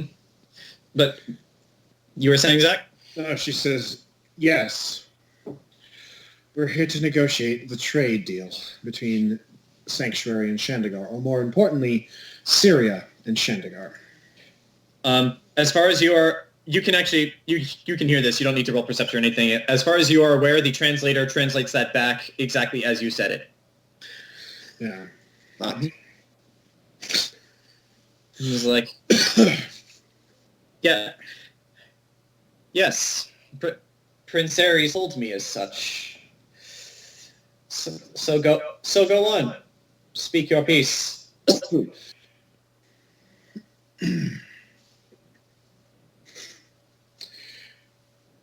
Okay, out of character. Should we give him the ring now or wait? Make him kiss the ring. Is he the kind of Shove his person that fist wants? right Is he in. the kind of person that wants to?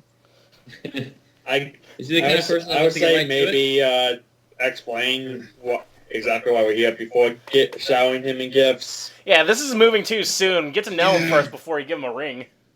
Yeah. Ha ha Mhm. Oh my gosh! Put it All in of a a sudden you go- champagne glass. ha!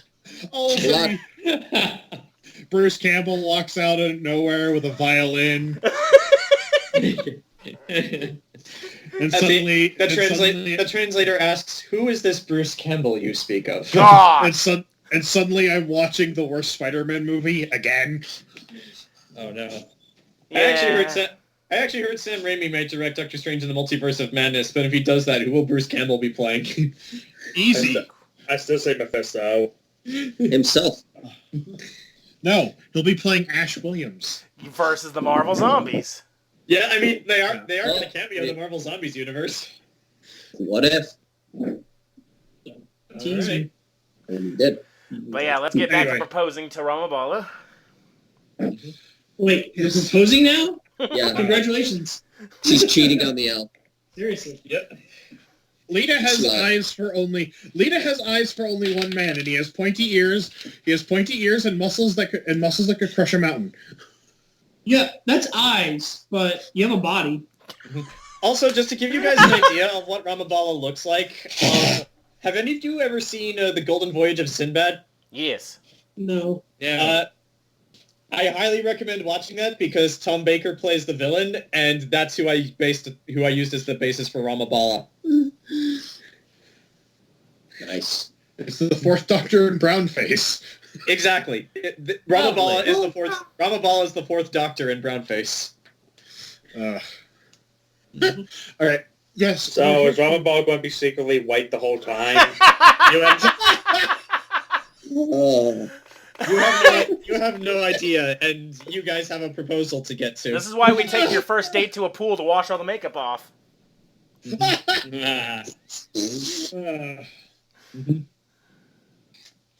Anyway, yes. It is our understanding that Shandagar, or more specifically you, wish to manage the trade deal between Shandagar and Sanctuary. This would be a correct assumption. That is what we're here to negotiate, the proposal. As we find that this proposal is lacking, for lack of a better term. You see him raise one of his eyebrows, and he cocks a wry grin, and the translator says it's like lacking. In what way? Please do enlighten me. And you see, Oh. Go on. you see, the problem with you running this trade deal and running it from Shandagar is you're not here on the ground. You are too far away. You are here as a formality. Am I incorrect in presuming this? I am here representing the merchants lords of Shandagar and the nation of Ulfir, and I do not see what difference that makes. The difference is that we know the goods here. We know what's happening here. The goods, the services, and the things that Ulfir does not have. And tell me, what does Ulfir not have?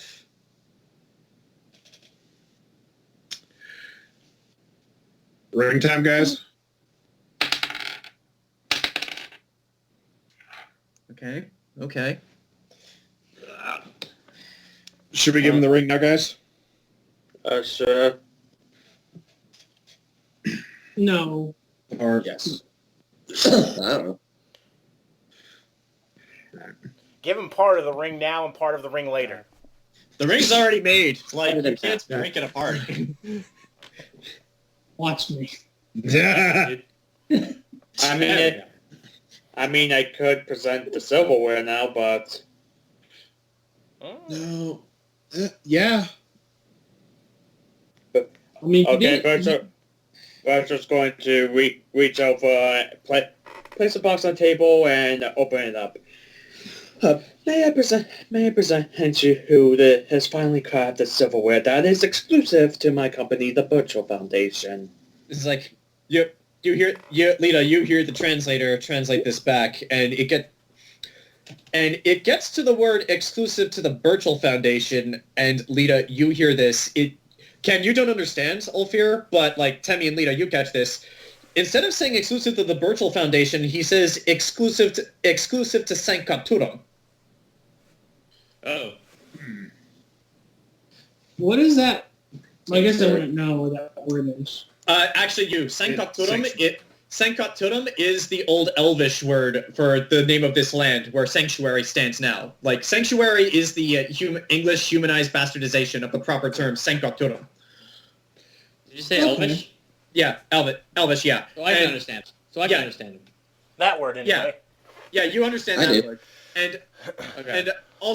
And also in real life, Sankaturum is Polish for sanctuary, and this game is based on The Witcher, which is a Polish franchise. So there you go. But yeah, like he says that, and it's like Ramabala looks in and carefully examines them, and they do gleam a bit in the light of the sun, because it is very high quality silver. I'm sure as a man of class yourself, you know quite a few nobles overseas that'd be interested in such a product as this. It's like, we have these, fear. Though I will give you some credit. These do look very well made and are appealing to the eye. But we have these in all fear. Are they like these made of 100% pure silver? Silver? Silver, you say? Yes. Oh, he probably doesn't want to touch it then. Tell me how much. Tell me, Mister. What did you say your name was? Burchill. Tell me, Mr. Burchill, are you aware of Ulfir customs? Burchill, roll knowledge geography. I'm pretty sure that's my best stat, so 28. All right. As I mentioned in some previous solo sessions, you've been to Shandagar, and having been there several times, you actually do not need to roll a deeper knowledge check to know this. Silver is actually what they use as currency in Shandagar. So effectively, these are made of money, literally. Nice. Like that's not inherently a good or bad thing. That just is what it is. It is. It is what it is. Mm-hmm. Mm-hmm. But yeah, over here in this continent, they use gold. In Shandagar, they use silver. I mean, we use both. Mm-hmm. Technically, you do, but gold is more prominent here. The standard is gold. Yeah, but yeah, he does not say anything else.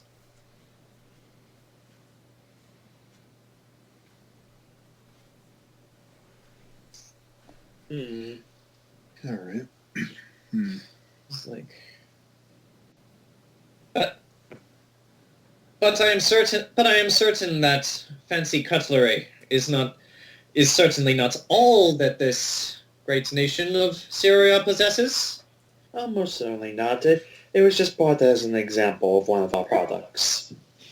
It's like, and Lita and Enzo, when the translator translates this back, he says that he translates this as one of Sanctuary's products. Makes sense. Mm-hmm.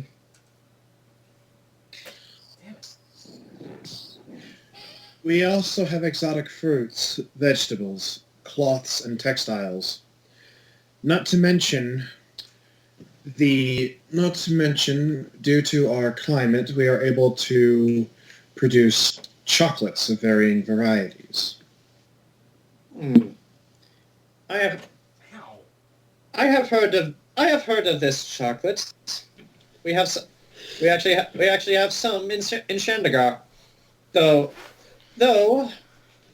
actually it was like we actually do have some chocolate in Shandagar. No. But please enlighten me more, Miss Ford. Zach, since you've been talking for a while, roll perception.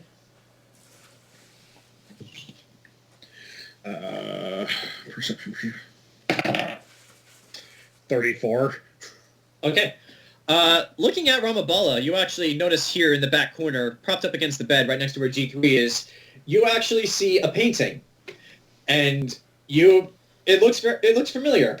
Very familiar. In fact, you've seen this painting before. Do you remember way back when you did that assassination at Dante Alismus' estates, and when you walked into his house, he had that huge-ass portrait of Aion the Dragon Slayer? Yes. This is that same portrait, just a scaled-down version. Ramabala actually notices you looking in that direction, and he begins to speak. And as the translator says, "Do you like that? I am told that the man in that portrait is a legendary dragon slayer from this land." Yes, Auron. You know of him. Zach, roll knowledge all. 25.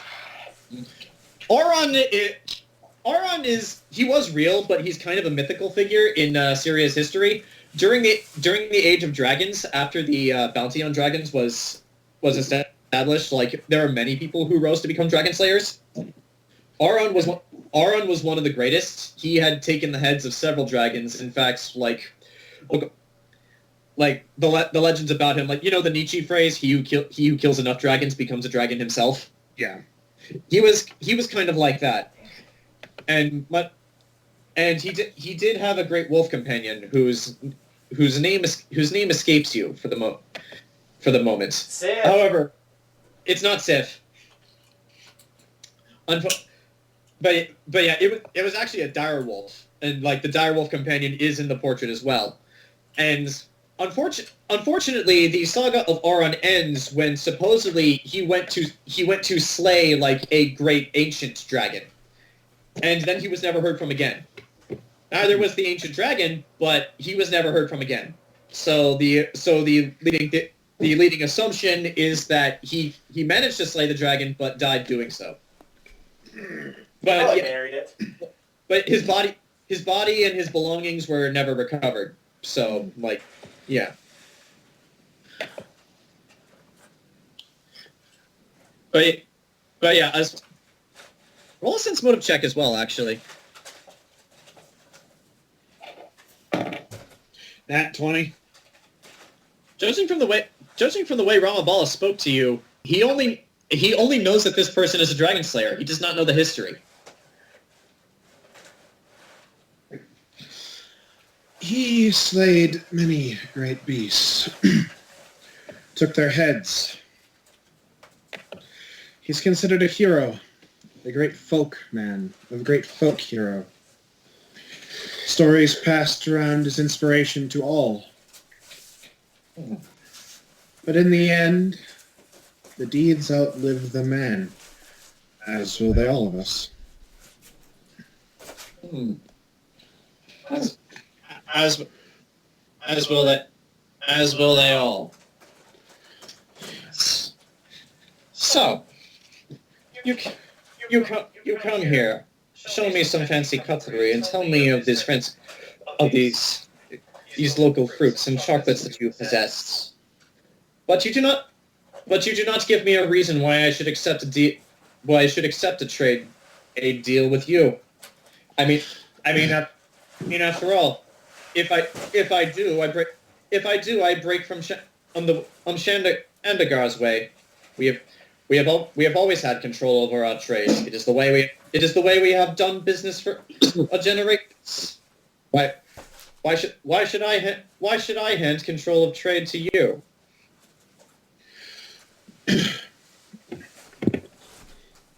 Hold on, I'm trying to remember what I prepared. No pressure. As Lita goes to decide what she's going to say next, I take a step back and walk over to her. You do.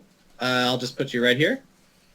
And then as I'm behind her, hunched over to whisper into her ear, I put my hand on her shoulder and I whisper the spell Enhanced Diplomacy. Ah. I would like you to roll a stealth check to see if you could do this without him catching on. All right, that's fair.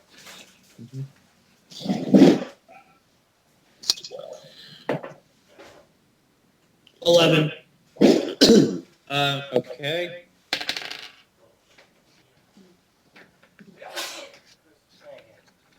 What is his perception? Oh. Okay. Okay. Yeah. You do that. I'm not gonna tell you what he rolled. Okay. All right. Are you gonna? If you have to make a diplomacy check, you get a +2 to it, but you have to choose to use it before you make the roll. Okay. Cool. All right. So you only get Makes one sense. shot to count. Do not miss a Yeah. chance and blow, because opportunity comes once in a lifetime. All right. After I Lita? that, I would say like Actually, hold on. I'm gonna roll for something else. Okay, he does not know what that is. Okay. No, You're keep saying, going, Temme? keep going. before Lita speaks again, and after I cast my spell, because I probably got you off guard. The next thing I'm going to say is, remember, we have to, like he wants power, he wants control. Give him that power and control without giving him any. And then I get up and walk back to my position again. All right. My Lord Ramabala, forgive me, but in preparation for our meeting, I had researched into the customs of Ophir. Really? And what did your research tell you? That you are one of many merchant kings. There are many merchant lords of Shandagar. I am the merchant king. But all men are kings in their own eyes. And perhaps it was a mistranslation. He just gives you a quizzical look, like he doesn't know what you're getting at. You are king of Shandagar, merchant king of Shandagar. Your word is law, your will is writ. You Very eloquently spoken and correct. You are the closest thing to a god. You are very flattering, Miss Ford. However, like any great man who has climbed to your position, there are many aspiring to take your place.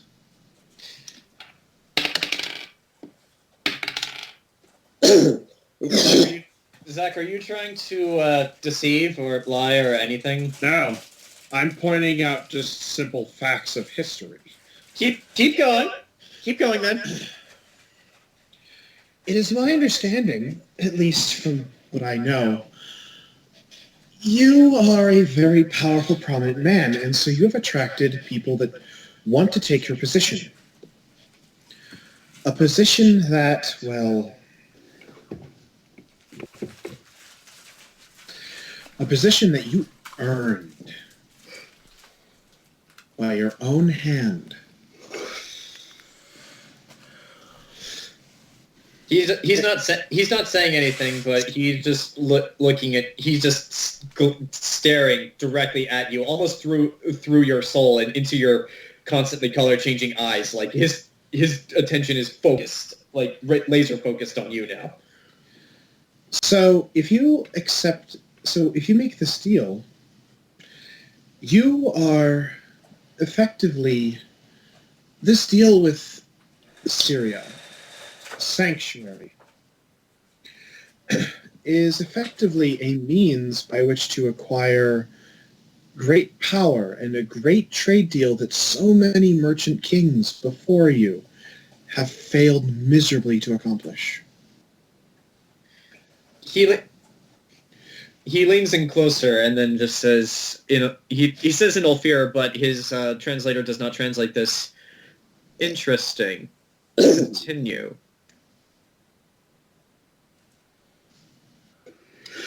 I look at the translator, confused. Okay. Okay. He just looks at you and just says he pleads you to continue. However, by accepting a trade deal that is one-sided in your favor is how many merchant lords and kings before you have done things. Looking out for the number one, looking out for Shandigar first and Shandigar only. It is a one-sided, atypical political move. What we offer is not one-sided, but rather a trade partnership. You, of course, manage all of the goods coming out of Ulfir, as is your position, as is of your station. We would dare not take that from you. What we offer instead is us to manage it on this side, to run the trade on this side,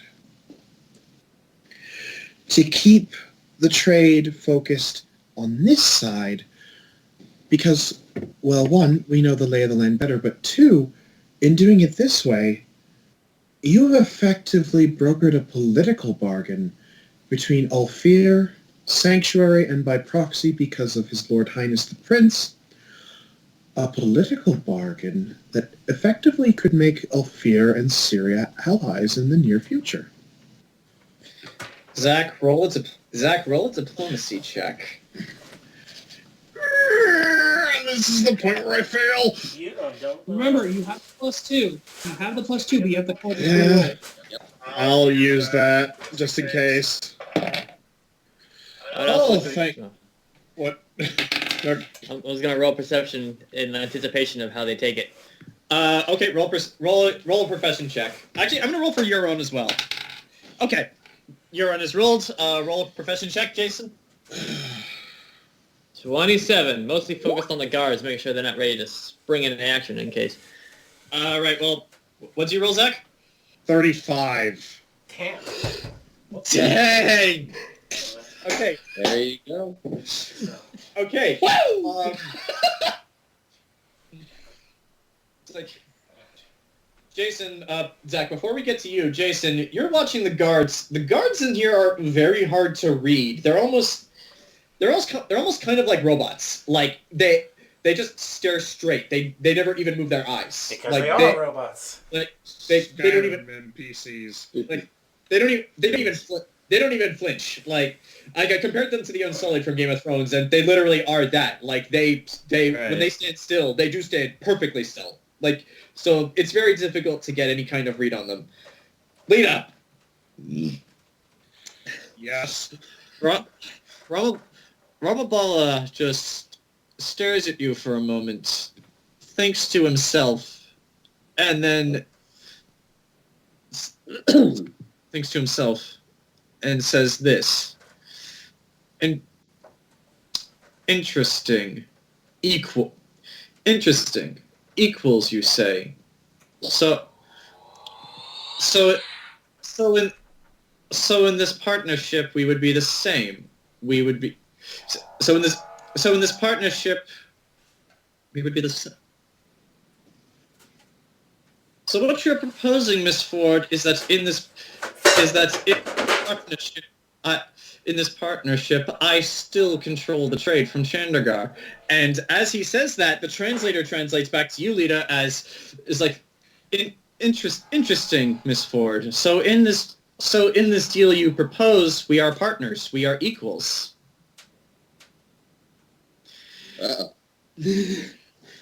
Aha. And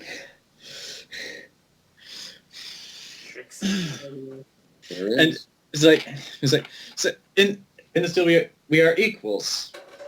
And at that he actually looks over to you and to you, Burchill, and he says, "What about you?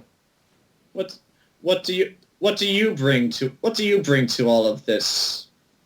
And actually as he's saying that, the translator says, and what the translator asks Lita, "And what does your friend Burchill bring to this?"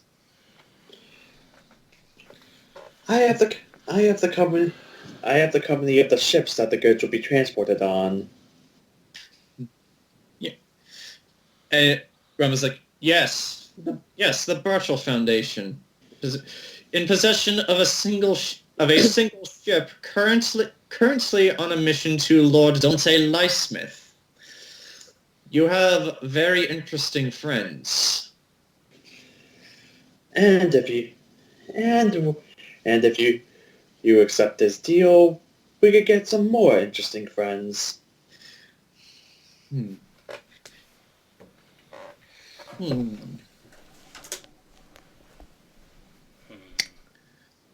It's like, your offer is interesting, and the translator translates says, "Your offer is very enticing, Miss Ford. But I have yet to see a reason why I should accept this deal in any circumstance." And the translator translates it's back. I would like to know more about what you're proposing before I accept this deal.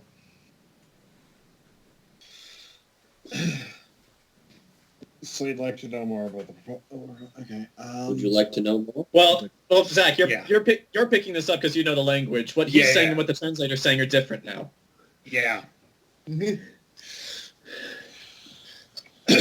Perhaps it would be more beneficial to the Lord Ramabala to show the capabilities that we have if we were the ones running the trade on this side of the partnership. The translator translates that back exactly, and Ramabala seems interested. Show me. You have already shown me some fine cutlery and told me about your fruits and chocolate. If you have more to show, please present it. Very well, but in order for that to happen, we must leave. Leave? Yes. Unfortunately, it would be impossible for me to uproot an entire building and bring it with me. Zach, roll another diplomacy check. Give him the ring. That's an @1. Fuck! Oh boy. Wait a minute. It begins! Zach, Zach. What's your total? Well, it's still a nat 1, doesn't matter. With a @1? Tell me what's your total? Oh, did he get one too? 19. If he got a nat 1 too, I'm gonna laugh.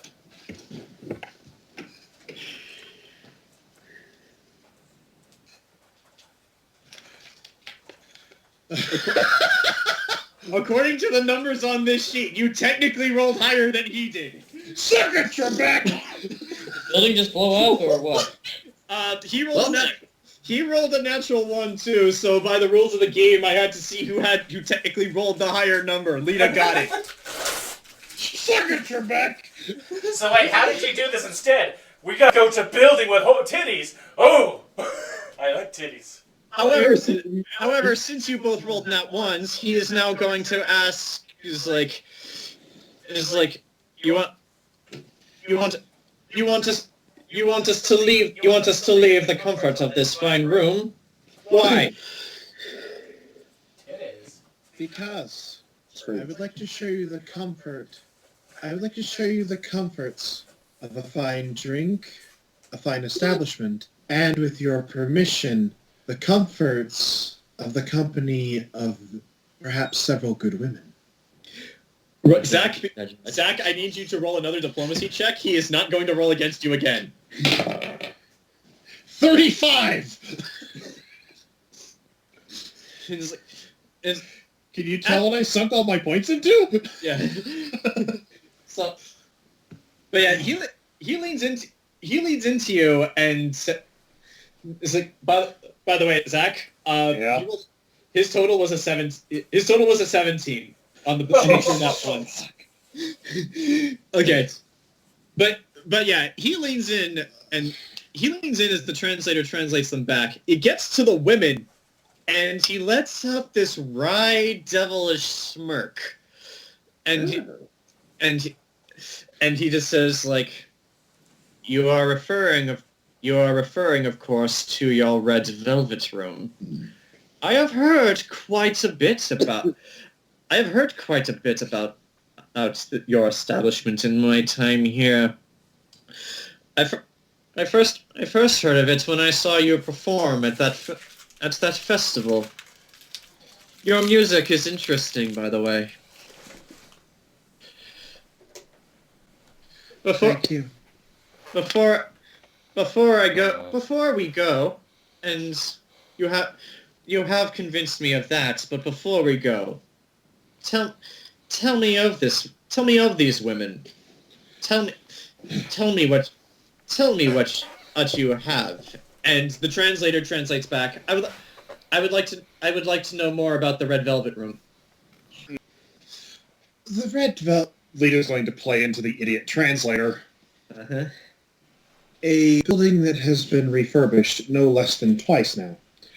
Expanded upon and offers fine drink, entertainment, and limited foodstuffs. Of course, the Red Velvet Room is mostly known for its charm and class, but also for its hospitality. He's like, I would very much like for you to show me this hospitality of yours. And with that, he stands. Raging around. Oh, thank... He just roll perception. Oh, God. It's everywhere. I am a boner! That's a 17. He does not have a raging erection. At least as far as you can tell in those, they look like pretty good fitting pants. I mean, they are Middle Eastern, so they are kind of baggy. But you can't tell if he has a raging erection or not. Please no. But yes, with that he stands smiling. He's like, please, this is your establishment. Lead us there. And the translator just says very, very politely, please escort us to the Red Velvet Room. We would very much like to see what you have. We would very much like to see what is available there. All right. And do you go? Yeah. Okay. And with that, I'm going to cancel out the map because I did not make a map for the Red Velvet Room. I did not expect it would be needed. So, all of you, Nox, you see this from your vantage points. Ramabala has stood up, and all of them are now beginning to leave the room. Ah, and shit, they lit down! Start throwing bombs! No. Okay. Anaris, you do not see anything. You can't from your vantage point, though you do hear the sounds of footsteps. And everyone inside, you notice that as Ramabala leaves behind you, the two honor guard that were in the room start to follow him out, remaining at least 10 steps behind him. And as he leaves the door, the two honor guard that were at the door follow behind the first two, going to the stairs, the next two follow in behind them, and so on until eventually he has 8 Ulfir Honor Guard following 10 paces behind him. Like the sticky wicket. So yeah, the guards are coming with. So you walk back to the Red Velvet Room. Important question in advance: How do you want this presented? Like, what did you tell the girls and Delilah that was going to be going down? Well, just in case he sees Delilah and decides that, hey, because Ramabala probably realistically will not take no for an answer. Uh-huh. Yes. Delilah is... I'm pretty sure I would have told Delilah, go somewhere else, because I don't need the wrath of Burchill or Burchill breaking this guy's arm because he happens to want to sleep with Delilah. Hey, I'm very high intimidate. I could maybe tell him to back off. Well, Delilah also has the scar on her face. Don't forget that. He might like that. Well, okay. So Delilah is not in the Red Velvet Room. What did you tell the rest of the girls? Basically, the girls would line up, like, dress themselves up as if it was, noble night. Uh-huh. So they're all dressed to the nines, even the men. Okay. All lined up at the bar. Mm-hmm. All right. Which bar? Like the bar that you have there now, or the brand new bar, which is like 3 times as big? Because here's the thing of note: the expansion is technically complete at this point. They're just waiting for you to open it.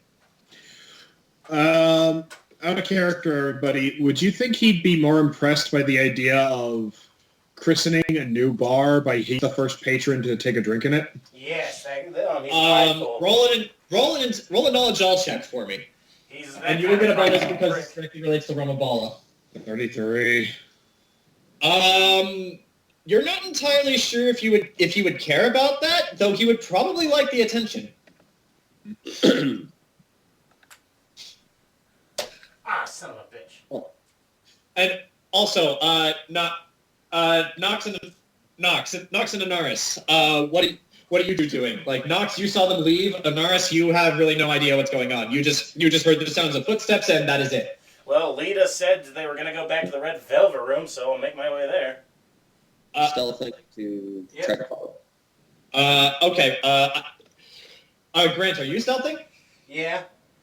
Both of you roll a stealth check for me then. Oh, shit, okay. Sorry, I had to take the cardboard out of my window, because apparently after 2 years, now it's a problem. Okay.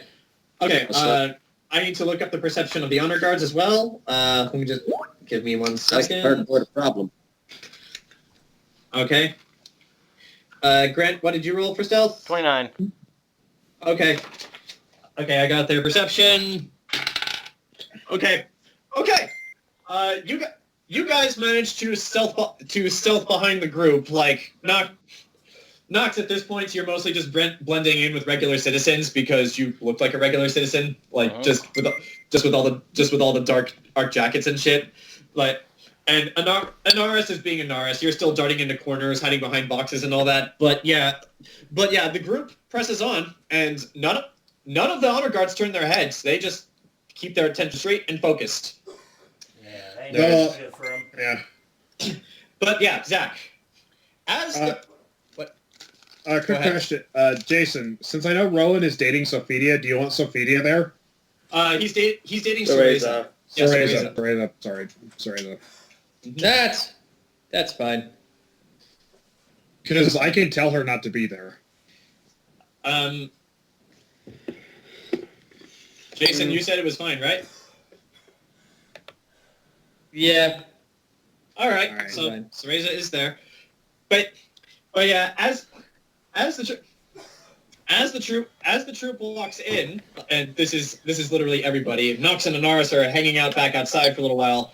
As you enter, two of the honor guard like take positions at the main doorway. One of them even nudges Blasco out of the way a little bit. Ooh. And like as you enter, like two more take a position on the other side of the door, just to prevent anyone from leaving, and the other two stay behind him. Actually, no, there's four left. The other four stay behind him. And as you enter, you all are greeted by the sight of every single woman in the Red Velvet Room. So Vidia, Margarita, Cereza, Cereza, Lashinon, Satanico, Dorian, Finn, like Connie. It was like Connie. Crap. What was the other girl's name? I forget. And the rest. Oh yeah. Trish. Like Trish as well. And you can't forget Yoko. You're one girl from Japan. And as you walk in, all of these women dressed in these very fancy dresses, as soon as they see Ramabala, they all face him directly, and as if perfectly synchronized, all do an identical curtsy, and all say again in synchrony, Your Grace. Nice. Mm-hmm. That's my girls. How does Ramabala take this? At this, he looks very keenly interested. Which ones in particular? Well, for obvious reasons, he eyes Sophidia first because she is your crown jewel and always has been. She's on all of your posters. And, you can get... Zach, make a perception check. Only you. 32. Watching Ramabala as he walks up, gets close, and just with his hands behind his back is just like walking down the line and examining each one of them. You notice he stops at a few of them, stopping first at Sophidia, where he gets a little close and like examines the details, her hair, her eyes. Zach, you've seen this look on him before. This is how he looks at people when he's in the slave market, when he's looking for new things to buy. You're not entirely certain if because this is a foreign country he's intent on buying any of these women, but you can tell he is looking at them with the same discerning eye that he did when he was buying slaves. Now, I'm going to roll a praise for him for several Praise? Well, of course he's going to praise. I mean, like, you have all the women lined up for him. Your women. I want to buy your women. How much for the little girl? Oh, God. Get the little elf girl out of here. She's supposed to be at the apartments now. Jared just shows up. How much for the little girl? You actually watch as he gets to Lashinon and stops. Like Zach, you see his discerning eye. Oh, no! You see his discerning eye. He looks like a little confused. Like he doesn't quite know what he's looking at. And then he reaches out a hand and like touches Lashinon by the head, like behind the ears, like he would scratch a cat. And Lashinon, seeming to pick up on this, kind of leans into it and starts purring. Ah! And when she does that, he kind of like pulls his hand back reflexively because he did not expect that. Yeah. Oh no, she's just as freaky as he is. Run! A cat is fine too. But yeah, like you watch him go through all these women, go back and forth, like examining them up and down, like picking out their details, even especially leaning in close. Like when he actually gets around back to Sophidia, you kind of notice he kind of takes a long, uncomfortably long look at her chest, and he is being obvious with it, like as if he wants them all to know that he's looking at that. And then eventually he says, like, you have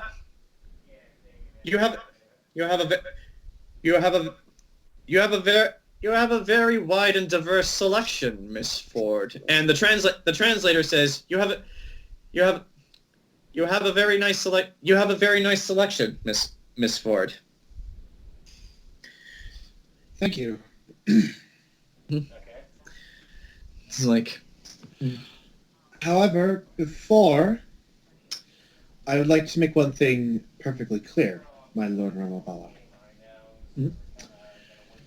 I am offering you 1 hour on the house as a symbol of good faith. He seems to arc up at that. Like, actually, hold on. Zach, roll perception. Rolling. Unnat 20. You caught it, Zach. He reacted before his translator had the chance to translate it for him. You got it. Actually, no, Temme, you roll perception too. Because you still have comprehend languages up.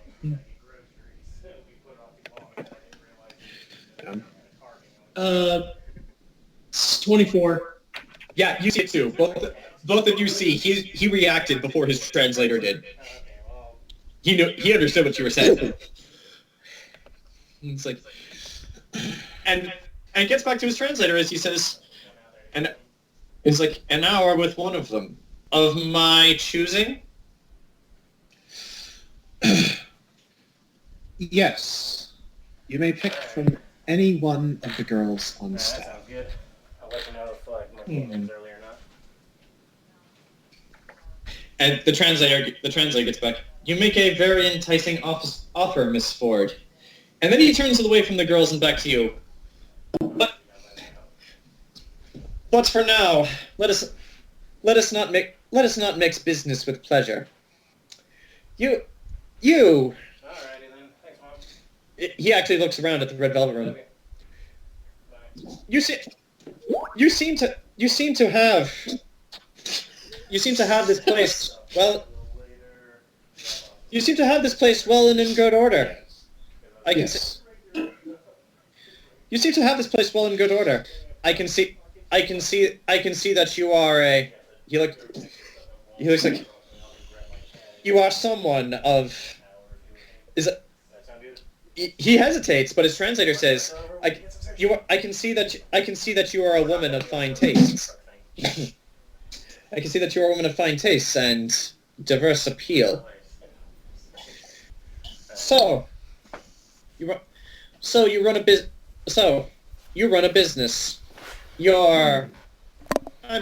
I'm sorry. I'm sorry. I do not believe if you said. What is your relation to Burchill here? Is that what his translator says? Yes, that is what his translator says. Burchill is my cousin. Oh my god. So you run a business. Your cousin runs a shipping company, and you are eyeing the position of lordship. His translator does not translate that part, but he does translate the rest. And he's like, you have demonstrated to me that you are people of business, that you know the goods of which you will be trading, and you do have discerning eyes. I can see that. But at the end of it all, this whether or not anything happens is up to me. And the translator says, and it is like, I am sure that we can. I am sure after having seen all this, we can reach an accord. Okay, out of character question for the party. We're in a place of comfort. We're in our house. In the middle. Should I drop the ball? Should I drop the proverbial ball that I can understand him? Up to you. Maybe over some drinks. Yeah. What would he respect? That he was being played? Well, he would respect a fellow business person. I'm gonna finally step up here for just a moment. Yeah, I would say Yeah. maybe. Yeah. You know, Yeah. I step up and I basically, Miss Lita, could we get a round of drinks? Just something to parch our throats. We've been talking for quite a while. Yes, I believe that's a great idea. And then I go and turn to the Merchant King, like, good Merchant King. My name is Enzo Ray. I am a member of the faith here in Sanctuary. Still under the effect of comprehend language, the translator translates all of that as is. And as such, Sanctuary is our home. And as part of the faith, one thing we care for the most is making sure we know what's going on in our home. So while yes, we do ask you for something very different from what you're used to, we do it in good faith. And then I go ahead and edit a ring box. Mm-hmm. Like, this is a gift for you from us. Nice. But before I give this to you, I want to reiterate one more point to you. While yes, this deal does not benefit you in the traditional ways you're used to, there are many factions within Sanctuary, and even in this country as a whole. The Prince is one of them. And the Prince is the future. So let's make a deal for the future and see how long that lasts. And then I go ahead and I hand the translator the ring box, since I figured I wanted to say the dark way. Still with the effect of comprehend language, the translator does translate all of that perfectly, and I would like you to roll a diplomacy check.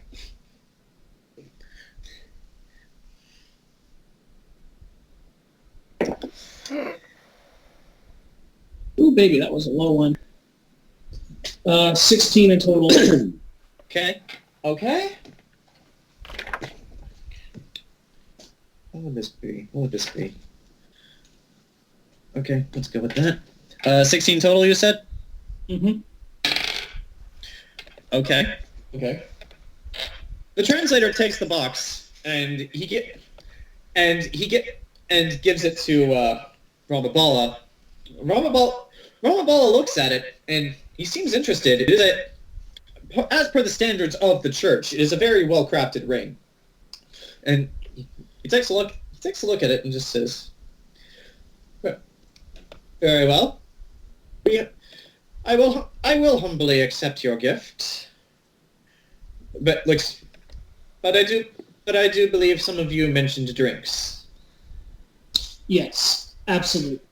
I am quite parched myself. Okay. Get them to certain drinks that no one else has. For the record, I said that before the translator had a chance to say anything back to him. Okay. I want to be a direct response. Okay, you do that. And Zach, which drinks are you getting, and how are you getting them? How is a big deal? Yeah. Lita will have Lita will have Sophia basically bring us a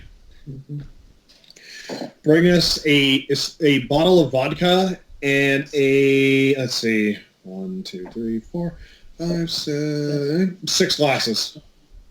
As you do this, you all walk over to one of the larger tables, and Ramabala sits down. His translator does not. Do you sit down with him? Yes, I sit down, but only after everyone else has sat down before me. Who else is sitting? I'm going to stay on the job. Okay, you stay on. You and your own stand. I'm also standing. Okay. Burchill, what about you? I just said I'll sit down. Okay, so the two of you sit. Eventually, Sophia does return with the bottle of Boris's vodka and actually 4 little shot glasses, and she proceeds to pour 3, one for each person there, and Ramabala, taking his, just looks at it quizzically. What's it? And the translator says, "What is this? It looks like water." It's a northern drink. exclusive to Sanctuary and to this establishment. Vodka. The translator does translate that. Actually, hold on.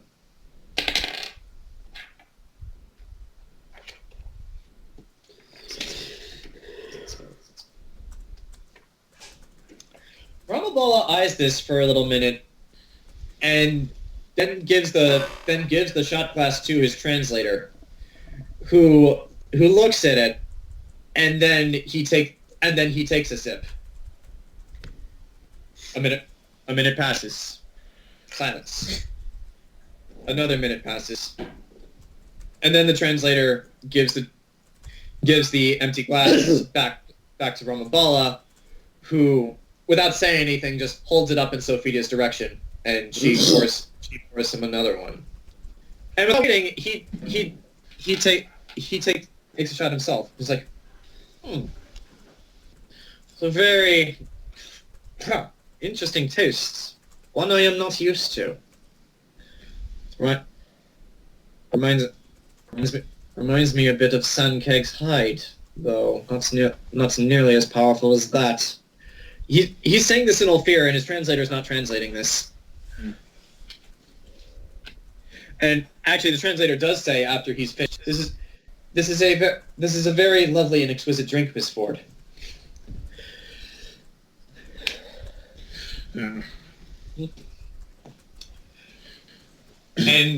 And he does hold the glass out to Sophia, who pours him another one. No, he does not drink this one. He's just like, so. He's like, so. You offer me spirits. You offer me women. You offer me goods. And you offer me supposedly the future.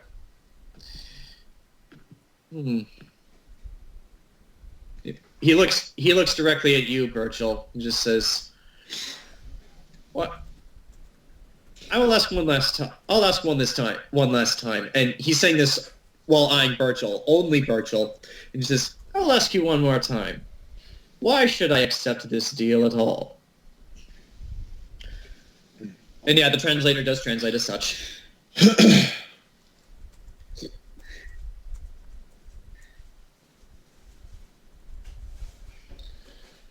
Well, he's asking Burchill. Well, he's asking Burchill, but both of you are at the table. Lita... Gone. Can I roll enough geography just to know how, other countries think of Shandagar? Go right ahead. Actually, no, this would be more of a knowledge. What other knowledges do you have other than geography? Engineering, local, and nature. Actually, you know what? Roll knowledge geography. That actually might help here. 24. As I stated before, you've been to Shandagar. Shandagar is the single most important trade city of that region. They trade, well, they would call it all over the world, but their world in just the sense of they don't, their entire world is just that portion of it. It's like they trade with all of the nearby countries. There's some islands they trade with. They trade with Nagasaki, which is the Japan country. But yeah, Shandagar does trade through many cities in many countries all over that region of the world. They're much else like how Sanctuary is a key trade city in this region of the world. Shandagar is basically its equivalent. So Shandagar is a very important city with a stellar reputation, a stunning reputation that all the merchant lords have used any tactics available to them to keep. But yes.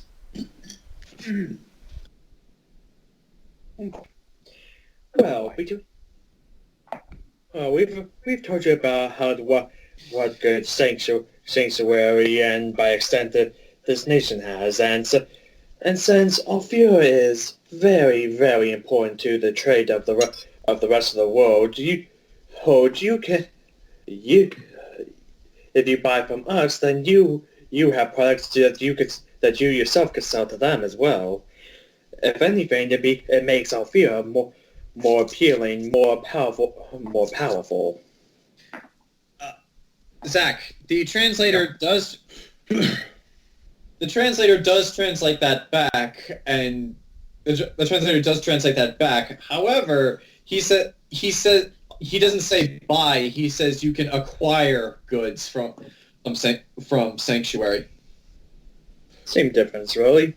Mm-hmm. And there is a moment. There is a moment of silence, and that actually. Oh, Temme's no longer here, so it doesn't even matter. I'm right here too. I'll let you guys wonder whatever. He's invisible. Okay. Sorry, I was under the impression that you'd left because you had places to be. Oh no, I was just curious about the time. Okay. Hold on. I need to check how long comprehend languages lasts. Okay, comprehend language. 10 minutes per level. You're level 9. You're level 9, so it lasts 90 minutes. Yeah.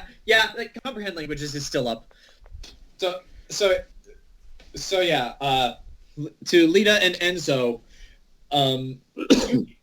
you hear Ramabala say this, like, he makes enticing offers and excellent points. Yet he is clearly subservient to a woman. I doubt he has much more to offer, and the translator translates back to all of you and just says, I would like some time to think about this, but I do think we can reach an agreement. I turn to Miss Lita and I'm like, Miss Lita, I think we should change the form of this conversation.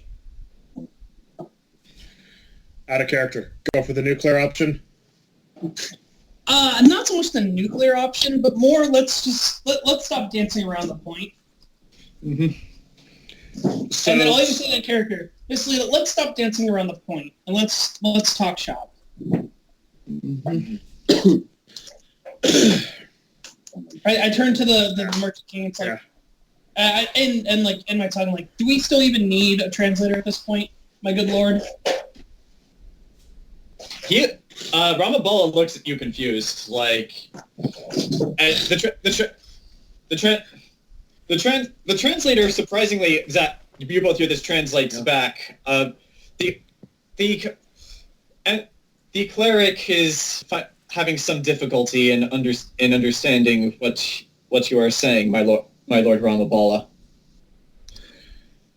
Lita's going to reply in all fear, looking directly at Ramabala. That's because certain words are being misled. With intent. It's like Ramabala just you could hear a pin drop. Like everyone is silent. And then he looks back to you, just like, and he narrows his eyes. You know our tongue. Know it, speak it, sing it. I am fluent in the language of all fear.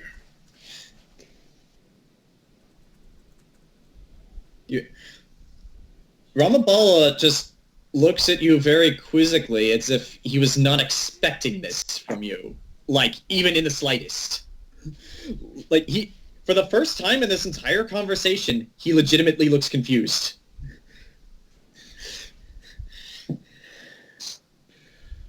I chime in. I'm like, we've understood every word that you've said versus every word your translator has said. I haven't. Do you say that in character, Ken? I'm just here for the food. Yes, that was cool. I said it. Well, I'm asking Ken. Did Ken say that in character? At least I'll be honest and say that common is the only language I speak, despite of how well traveled I am.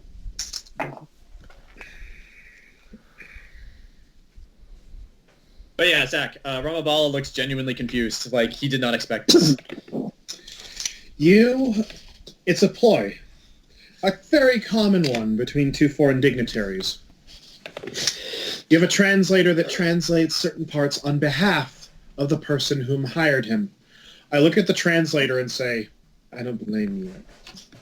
Looks back at Ramabala. It's clever. You're still speaking Ophir, right? Yes. Okay. It's clever. It's wonderful. Unfortunately, in this circumstance, not too bright.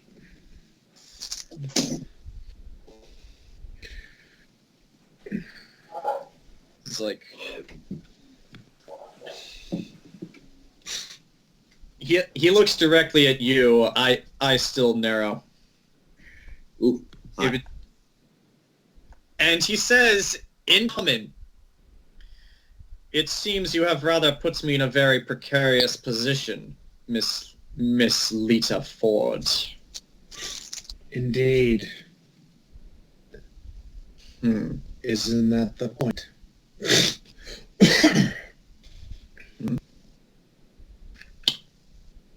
I chime in again with a little tap on my cane. I'm like, our point still stands. While we did play the game of cat and mouse, as all dignitaries do, we still come with the intention of making a trade deal with you. We indulge your culture and curiosities, but we still want to make this deal. We're just tired of playing this farce of a game. Yeah. Is this true, Miss Ford? Our intent is to make this deal happen. It's just that the time for playing the game of idiots is over.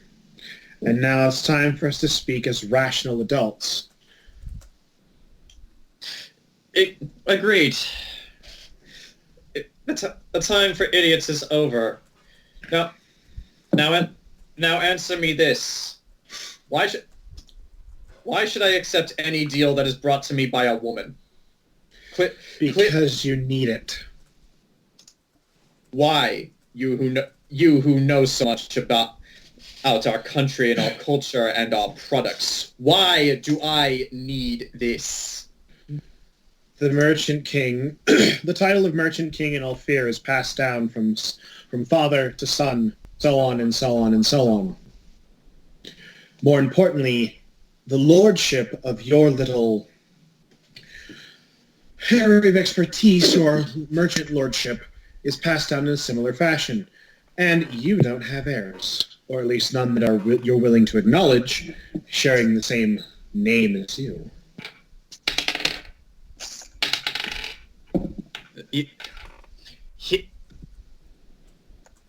He glares daggers your direction. Burchill, Enzo, neither of you exist at the moment. He glares daggers directly at you, Lita.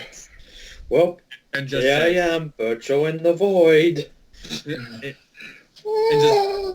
he just says, he said no fear. Interesting. Tell me how you came about this information. We'll get to that. But more importantly, that is the law of the land, the law of all fear. Father to son to son, going on and on and on, ad infinitum until the end of time itself. This is a tradition, a law that cannot be broken. However, going back to Ulfir with a trade bargain between you and the prince and his entourage is great. It gets you power, it gets you wealth, it makes you richer than you ever dared to dream. It's just more money than you have now. But you're still absurdly wealthy, but there's still more money than you have now. But that doesn't change anything. It gives you a little more sway, but accepting our deal would give you political clout to basically state that you have made a political bargain with the future king of Syria, who will look to Ulfir not as a trade partner, but potentially as an ally, as a friend, a political partner in the world theater. And you have the ear of the future king. Yes. Who do you think set this meeting up?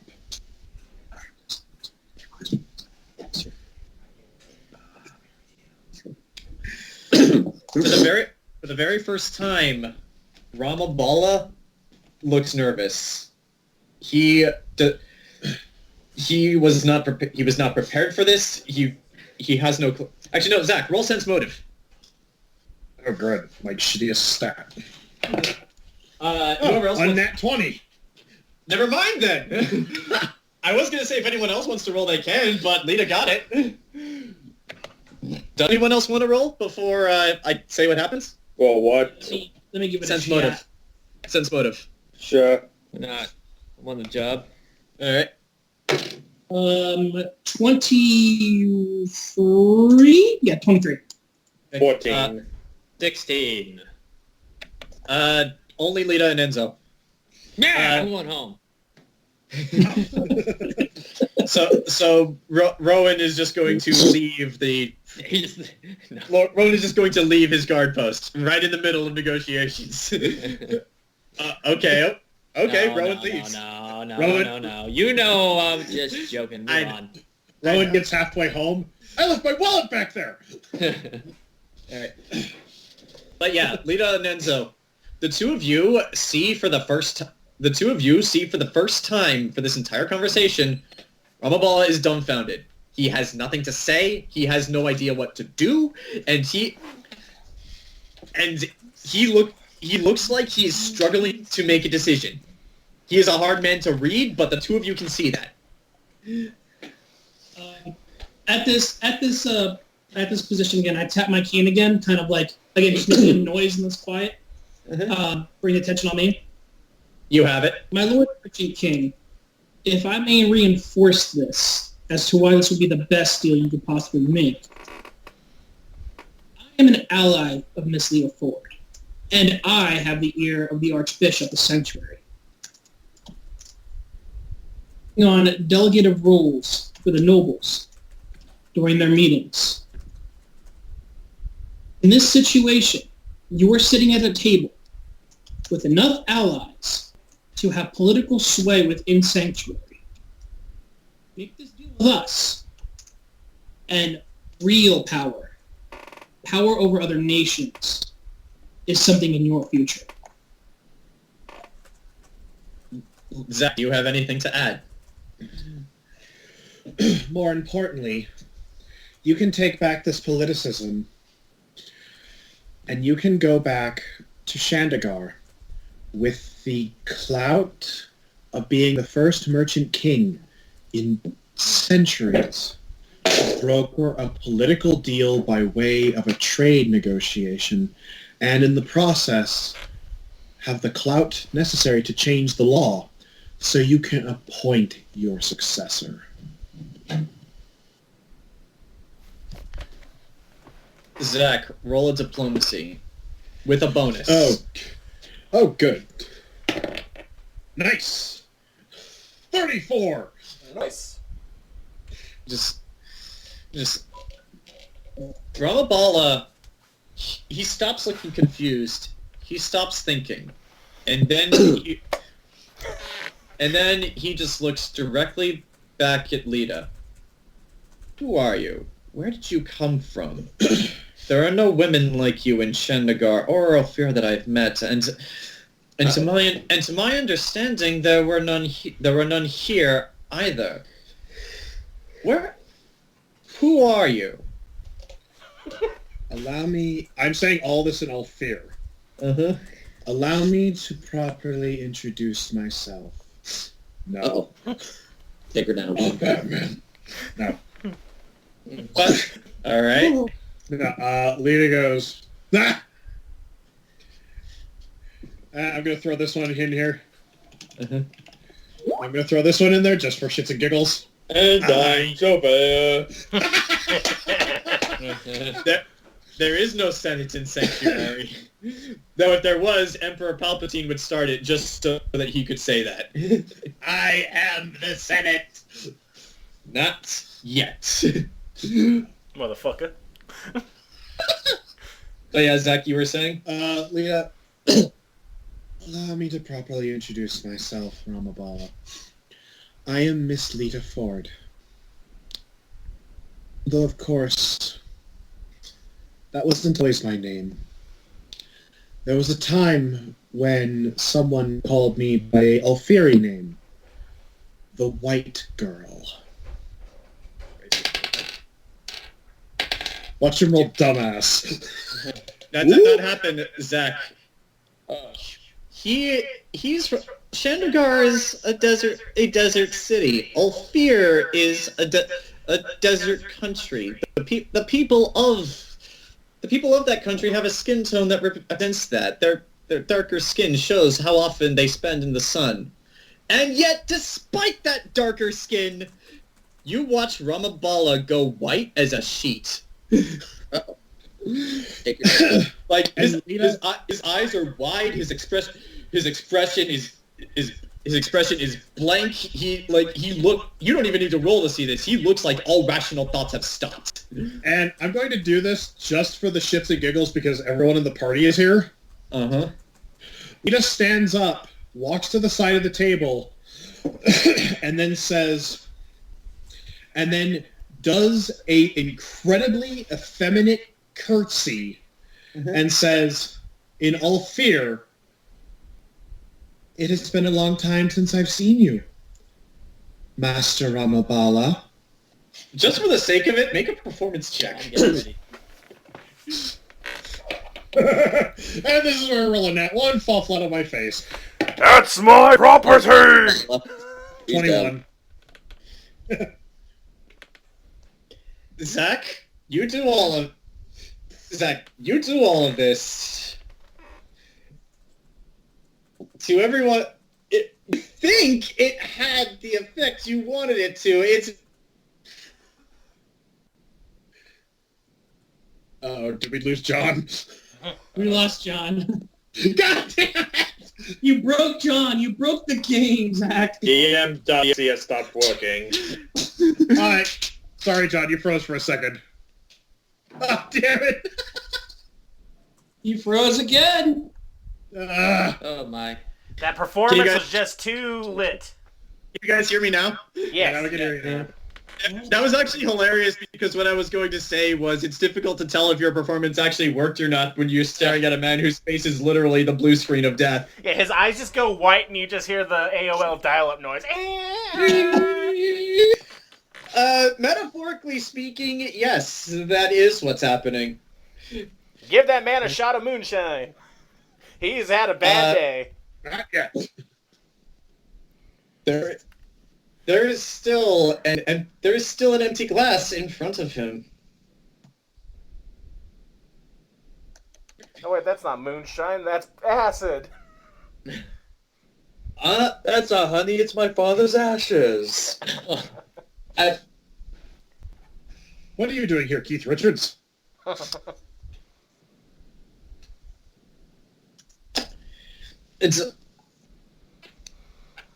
You watch as he looks at the vodka in front of him, and then he just takes a drink and just like slams it down. Just doesn't even put it there. Then he stands up, and then walks over to you, and still standing where you are, he starts looking at you with the same discerning eye he has for slaves. And it is at that point, Zach, he notices your right hand and how you wear it. He reaches out to touch it. He pulls the glove off your hands and sees this crossed out brand. And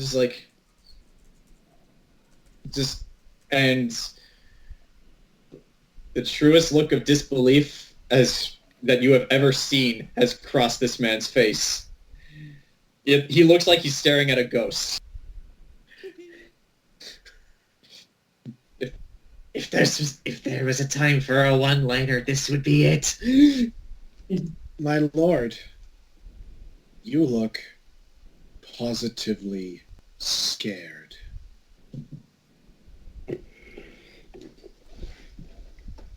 Roll for initiative.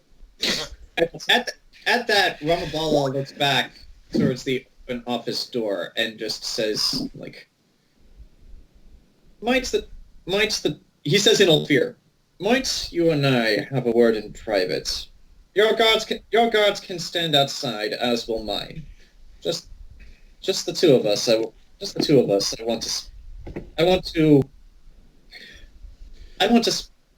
want to speak with you. Of course. Do the two of you walk into his office? Yeah, I look back at the party and give him a look that says, if I scream, that door better come bursting down and he better be dead. I'll be honest. If you scream, the whole building's going up in fire. Oh, God. It wasn't me this time. Lita screams and all of a sudden Enzo goes, it's party time! Well, everything's on fire. The two of you walk in.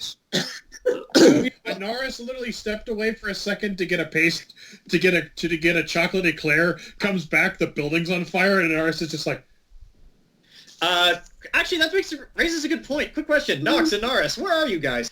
I thought I where was, have you been like, this whole hiding time? in the roof or something. Like I'm inside the building. I would like both of you to roll stealth checks, and I would like you to state very specifically where both of you are hiding.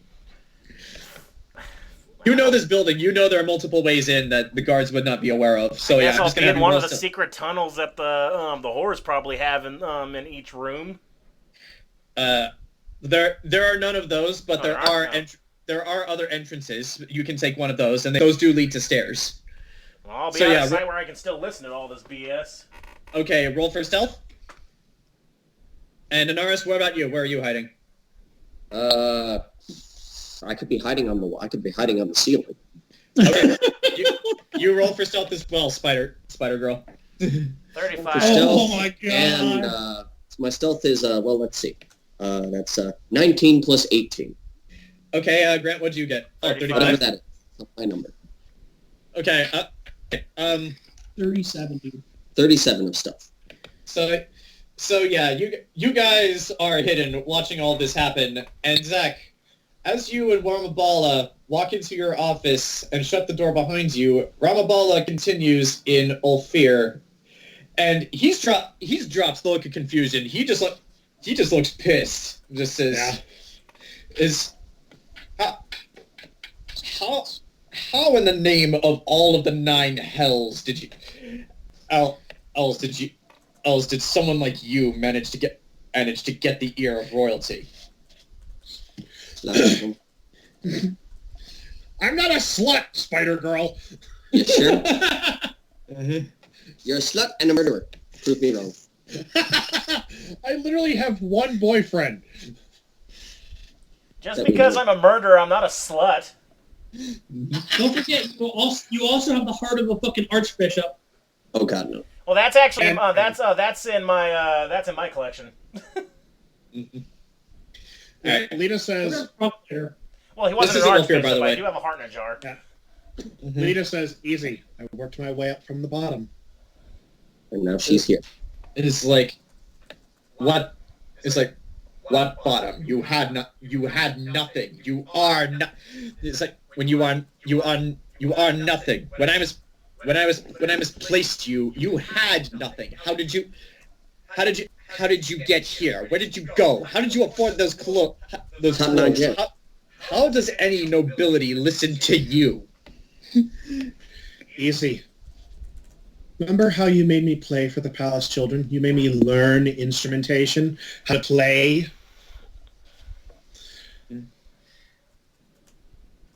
Of course I do. A little girl on the street corner with a broken guitar who can sing and play music can garner enough coin and wage to buy passage on a ship.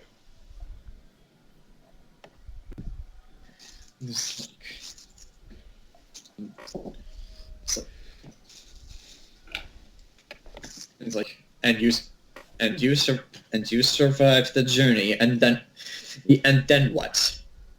You play for nobles? No. I played on the streets. Traveling musician. I lived with elves for a time. I worked my way up. I met people that needed help.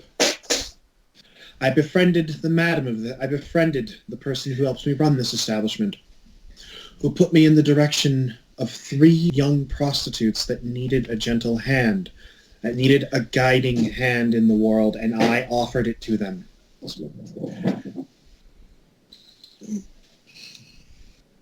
And in the process, I managed them, made a little bit more wage. I played music. I sang. I danced. I did tricks. I built my way up, bought this place, and now run it. That is how I got the air of the nobility. Because I'm pretty fucking good at my job. It's like...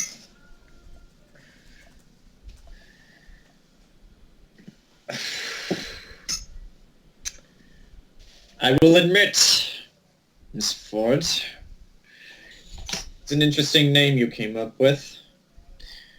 I will admit you have me put in a very precarious position. You are correct in your assumption. Not in the way you think. I have heirs. I have many sons, but the vast majority of them are idiots. My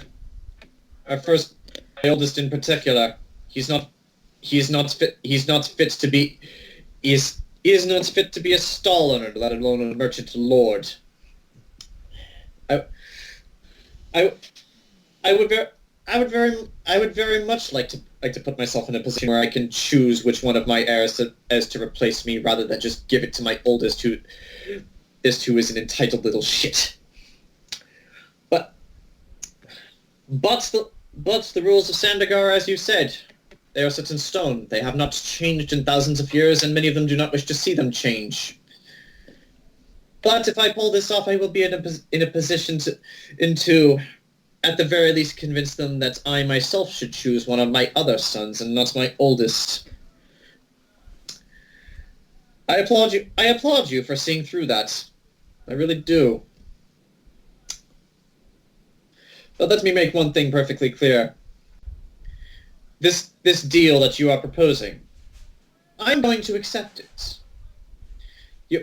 You have convinced me. I will accept everything you are offering. I will do business with your Burchill Foundation.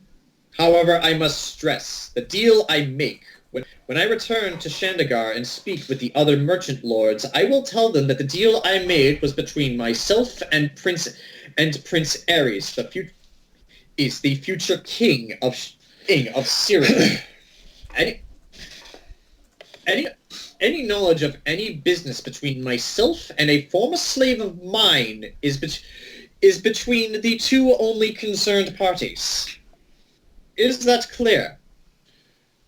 Crystal.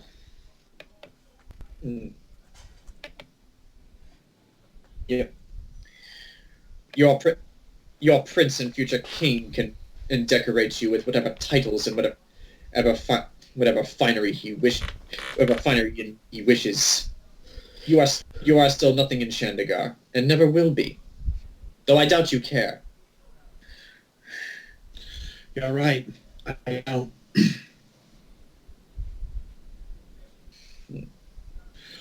I made a name for myself here.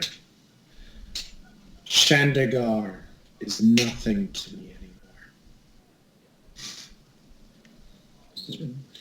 Neither it, nor you, nor your books. None of it is important to me.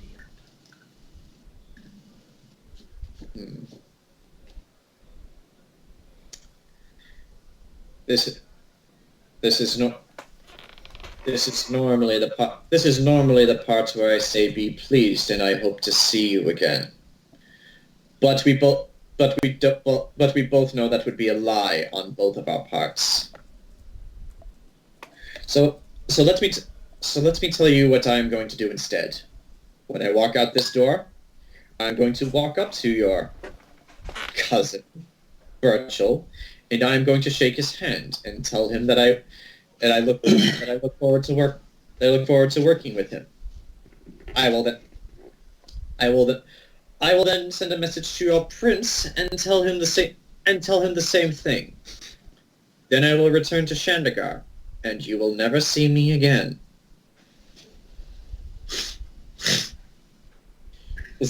Is that agreeable? Yes. It's like at that he leans in closer and looks you over, and then says this. It's like I should have sold you for your purity when I had the chance. You clearly did not develop enough for any of the other merchant lords' tastes. And with that, he turns around and walks out of the door to your office.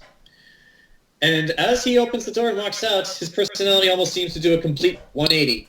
He is as he was before, businessman and all. And Burchill, he walks directly up to you, and then holds out a hand. Is he going to say anything?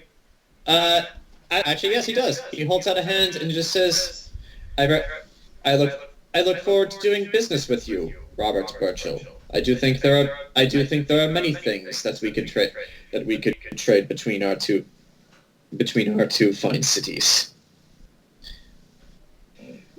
Grab his hand. Mike's muted, so tell me if you're saying anything. I can't hear it. Okay. So sorry, Ken. I thought Temme was trying to say something. But just going to grab his hand. Says, yes, may this work out in both of our favors. And can I roll strength to kind of grip his hand hard? Sure.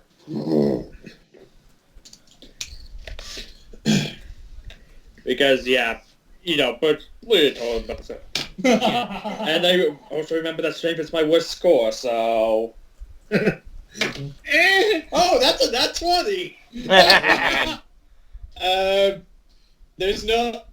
Because we've reached the goal of this session, there is no actual combat, but just for the sake of hilarity, how do you want to do this? I guess Burchill's just going to grab hold of his hand and in the guise of a strong handshake, just grip on it, probably hitting his fingers, and Burchill's just going to give him a Alistair-esque smile. You do that. You do that. He feels that, taking 1 point of damage. Oh. But physically, he takes 1 point of damage. Mentally, he has taken 90 points of damage out of a possible 80. He is a vegetable at this point. Yeah. But it's more mental damage than physical. But, like... Yeah. John, quick question. Yes. Do we have the sword with us? You do. You do still have the sword. Okay, good, because I want to run this in his fucking face. You are outside the room, and he is acting as if your conversation did not take place, just so you know. All right, go right ahead. After Burchill shakes his hand and damn near breaks all his finger. Yeah, you actually do see him, like, he opens and closes his fist for a little bit after that, but he's trying to be discreet. But that's a nat 1. He's failing at being discreet. He's all crying. Lita goes, Lord Ramabala. Mm-hmm. We have one more gift for you to take back to Alfir as a presentation. Something that you can say we have to offer. He doesn't say anything, but he turns around to look at you again. You can tell he does not want to look at you. I present him with the sword. You do so. He takes it, and just reaching at the hilt, and he unsheaths it, and then sees the Ulfuric runes. The world is yours. And just says, it's like, this is a very fun Lover, know that. It's like, you see him, actually, I'll just Okay, discreet enough, but you're standing directly in front of him, so you don't need to roll to see this. He's discreet enough so that the others don't see it, but you do. He kind of winces at that and sheaths the sword before handing the sword off to his translator, who very quickly takes it. Just like, oh. So I see her business is concluded. But I do believe, as per our agreement, you have offered me an hour with one of your women of my choosing. Yes. And with that, he walks past you. He doesn't nudge you or anything. He just walks around you, then walks back to all the women who are still in the line, and then walks over to Lashanon. He looks directly at her, and she just gives him... Actually, hold on. I need to pull up Lashanon's stats for this, because I statted her. A cat is fine, too. Oh. Well, she starts at the bottom here. Where there's Fenharel, there's her. Oh, she'll be on top soon. There's Get soon. Okay, I found it. I'm going to roll a performance check for her. That's a natural goddamn 20. Oh, goodness. Okay. You watch this as he approaches Lashanon. She puts on, like, the most innocent and adorable kitten-like face you have ever seen, and then just go... She gives him the Puss in Boots eyes. Yeah, exactly. Pretty much that. That's good. She pretty much gives him that, and then just goes... And he doesn't say anything, but you feel as if he doesn't need to. He just motions with two fingers like this, and Lashanon follows him upstairs, all the way up the stairs into one of Master's suites, where two of his guards follow to take places at the base of the door. Do they notice you? Do they notice you, Nox, since you're in that direction? What was your stealth roll again? 35? Thank you. The honor guards do not see you, and Ramabala is not looking. But yes, Grant, you do see them climb the stairs, and getting to the third floor, they reached one of the doors to the master suites. The two guards do not enter the room with Ramabala. They stand outside. They stand outside the door. And I would be worried if they did. But yeah, Grant, I would like you to roll perception, and yes, this will involve smell. Do I want to smell what's coming out of that room? Well, you're there. God damn it. You're there. You can leave if you want, but still roll perception. For smell? Oh, God. What am I going to smell coming out of there? What is that? That's, 34. You've never picked up on this with Lashanon, but because she has fur, most secretions she has tend to get caught in the fur and stay there. So the smell is a bit stronger than you expected. Like you're pretty certain the two guards here don't smell that, but like you're only just now realizing this. She needs a damn bath and some lye. It's your choice. You can stay and listen to what is very obviously going on in there. How about no? I think Nox needs a drink. So, you say she needs a bath, though. When I mentioned that before Lashanon had to be like Scarboroughs and Unexpectables, like we find out her fur isn't actually black. Actually, no. With Lashanon, you throw her into a bath, it's going to turn into a L'Oreal commercial. As long as we have good conditioner. It's worth it.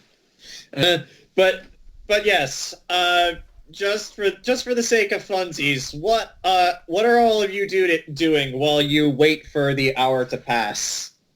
Watching the guards. I converse with the translator. What? Just curiosity's sake, what do you say to the translator? I in all sincerity, not being an asshole, not trying to be snide, I just go, thanks for doing your job. It's like, oh, he responds in Ulfir. Oh, thank you, and I'm sorry, but I had to. Hmm. Like, I had to say what he told me to. That's understandable. I do not hold you. I do not hold you at fault. Okay. He does not say anything to you. Like, you get as far as that, and he kind of turns away nervously. He's not sure if he should talk to you or not. Anaris, things seem to get boring for a little while, but also just for funsies, since this is your first time in the Red Velvet Room and there was no other sound going on, roll perception. No! She's already losing her mind.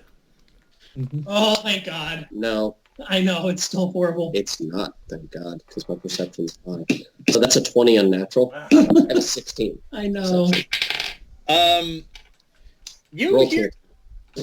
You hear what sounds like a dying coyote coming from upstairs, though you cannot place it.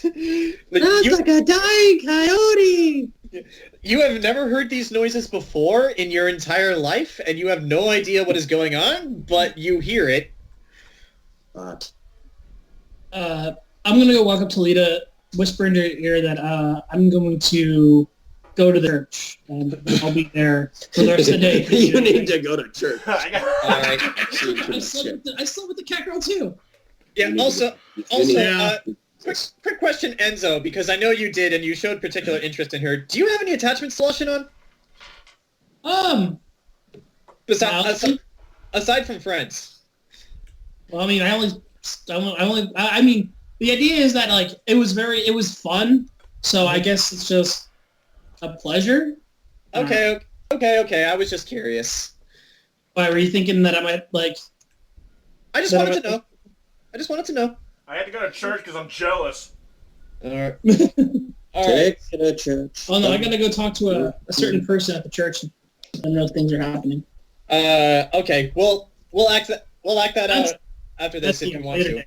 Yeah, but, Jayson, the guards are as still and as unblinking as ever. In fact, do you have your sunglasses on? Of course.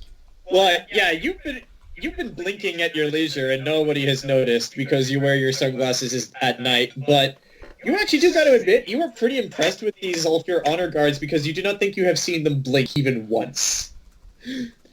How do you know that they don't blink when you blink? Yeah. Oh my God. Oh dear God, that just reminded me of that video with Ninja Brian and the hot pepper. But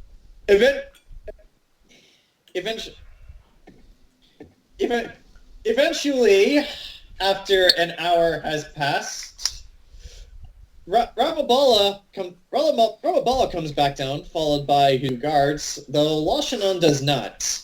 She did. Grant, since you said that, roll for perception again. This will be smell. Oh, God. I don't want to smell the dead cat girl. 29. You do not smell blood of any kind. That's not blood. That being said, because of your enhanced senses, you do smell everything that they did. Disgusting. I'm going to smoke a cigarette just to get that scent out. You do that on your prerogative. But yes, eventually Ramabala comes down, flanked by his two guards, and then he says to the group in general, and just says, "Well, I see that our business here has concluded. I look forward to doing more business in the near and possibly far future." It's like Burchill he turns towards you and just says, "Be pleased, have a good day, and I hope to see you again." And with that, his translator Ahmed, who is still carrying the sword, and flanked by his 8 Ulfir honor guards, he leaves the Red Velvet Room and walks and walked back in the general direction of the Kingfisher Inn. And now there are bubbles outside of my window for unexplained reasons. Wait, what? Somebody outside must be blowing bubbles. But there's just a bunch right now. But they're Fucking bubbles. What the fuck is in your backyard? the neighbor's store have a newborn and a 3-year-old. Why are they in your backyard? Well, they're in their backyard. Sure I said next door. But yes, Ramabala has left the building. I'm just going to just take off his hat and just exclaim, I need a fucking drink. He's going to go behind the bar and just grab a bottle of scotch. All right. Eventually, Anaris and Nox, do you come out of hiding? I mean, if there's no one to hide from. Yeah, everyone's gone. Yeah, might as well. Okay, so the two of you come out from hiding, and you all reconvene, and eventually eventually Lashanon descends the room as well. The smell is not obvious, but Nox, you know. I get out a pipe and I start smoking. Wait, you actually do that? I've got to get that. I'm like Big B Wolf. I need to block that scent. Gross. It's wet cat, dude. Okay, you do that. The rest of you don't smell anything because you're not Nox. But yeah, Lashanon eventually comes back down the stairs with a bit of a spring in her step and with a smile on her face, and just says, "Well, that was fun. Now I can add slept with a foreign dignitary to the list of things I wanted to do in my life." Well, she's happy about it. I can check off that box. Now I can check off that box. Now all that's left is I need to have an illegitimate child with a prince or a king. That's all that's left on her fucking She's list. dreaming big. Wait, do you say that in character? Actually, sure, let me restate that in my accent. Oh, so that's the last thing on your fucking list. Oh no, there's a bunch of things on my fuck it list. In fact, also on that list is my goal. In fact, also on that list is one of every single sapient species. I've yet to encounter a 3-creen. The fuck is that? Lita, roll knowledge all, because you're from. God damn it, that's a 34! Lita, you have never seen one because they are a rare creature even in that part of the world. But there are stories in Chandigarh and Ulfir and just that region of the world in general of a race of mantis people called the 3-creen. Basically, they're mantis people with 4 arms. That's a weird kink. Yeah. Actually, no. What kind of weevil underwood bullshit is this? Do they have 4 legs as well? I'm going to check this. I do not support Lashanon's desire to do it buggy style. No, the 3-creen do not have multiple. This is a 3-creen. This is what they look like. Yeah, I googled it. Yeah, Umber background. Here we go. For those of you who are too lazy to Google it. But yeah, Lita, you know what these are, but you've never seen one. We're fine. It's like, but, so, boss, is there anyone else you need me to fuck their brains out, or is that it for today? That's it for today, Lashanon. You get the night off. It's like, night off. Why would I want to miss out on one? You get the night off. Can I spend my night off here? Oh my god. You're a free woman. You can do whatever the fuck you want. Yes! Lita walks over to Rowan first and just goes, "Thanks." No problem. Just glad it was a boring night. Well, for me. It's like, you're on. Finally, just goes, "Oh, thank God! Oh, thank God, he's gone, so I can talk." So You did good, buddy. You did good. Thanks. Thanks. I had to channel all of my all the will I had to actually be a guardsman worthy of a king.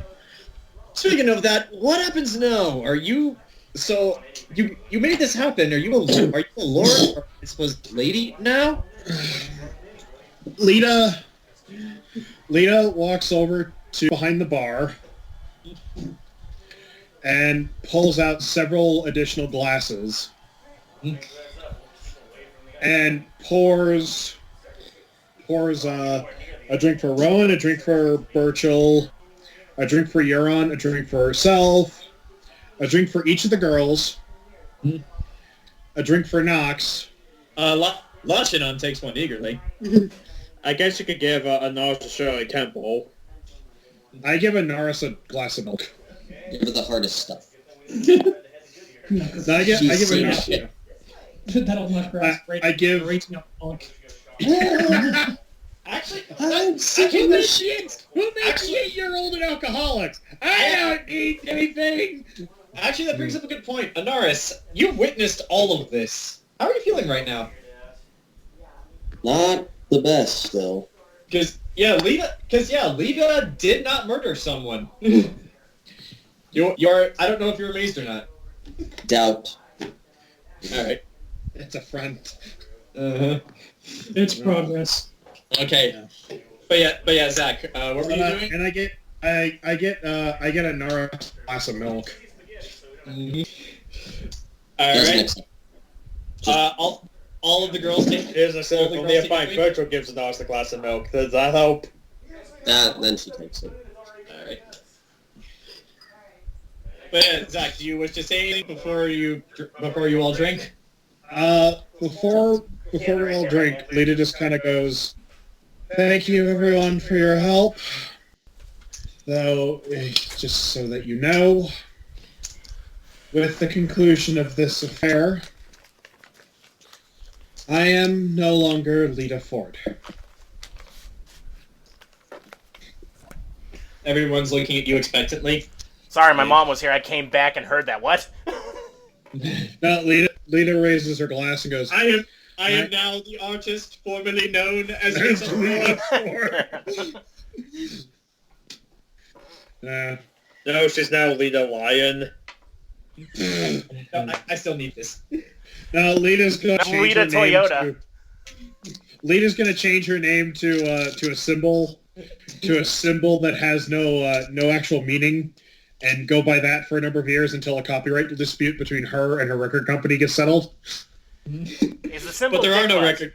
The symbol's Dick But Bucks. there are no record companies in this time. Oh no, Lita simply says, "I am no longer Lita Ford. I am now Lady Ford of House Ford." And as you say that, Lashinon raises her drink up high and says, actually just for the sake of fun, Lita, Nox, and Rowan, I want you all to roll intelligence checks, just for the sake of fun. I am a smart man. Oh, man. You just want to make fun of Rowan, huh? You want to make fun of his lowest stat. That's how it is. Okay. You plebeian. That's fine. What? You rolled a 3? What'd you roll, Nox? 18. Lita. Is this a knowledge roll? Sure. Okay. Oh wait, we could use our knowledge?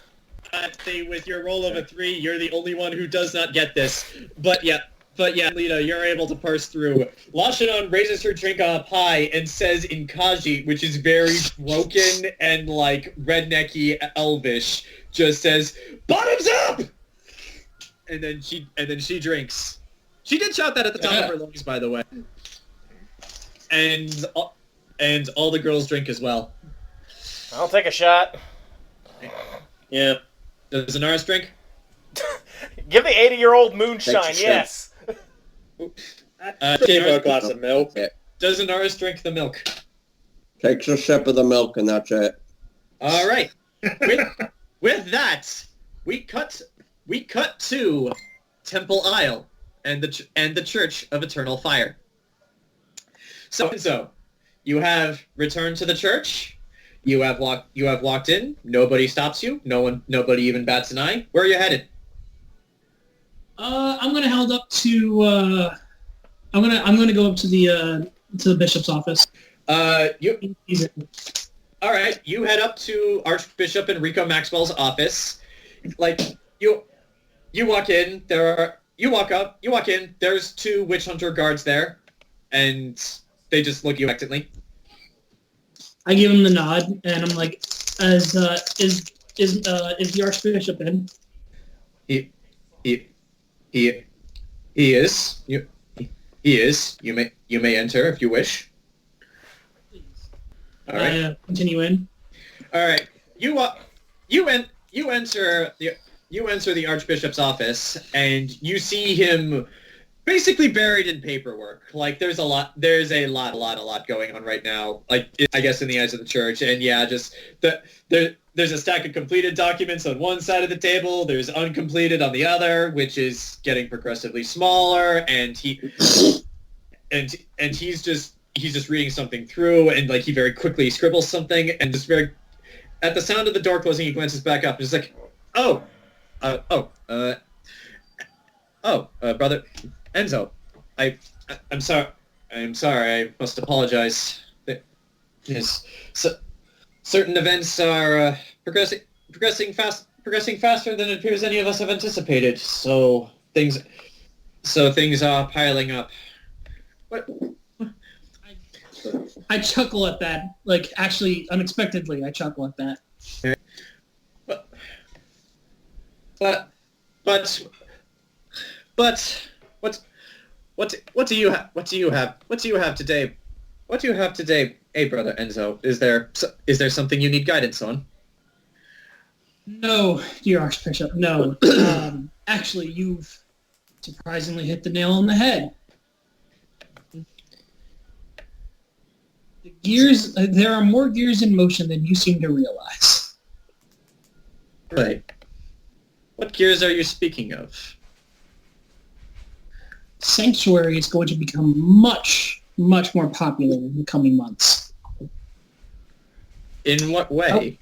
I walk over to the desk, and I lean down and like kind of whisper to him, like, all right. The prince has struck a trade deal with the Merchant King. You're telling me that went through?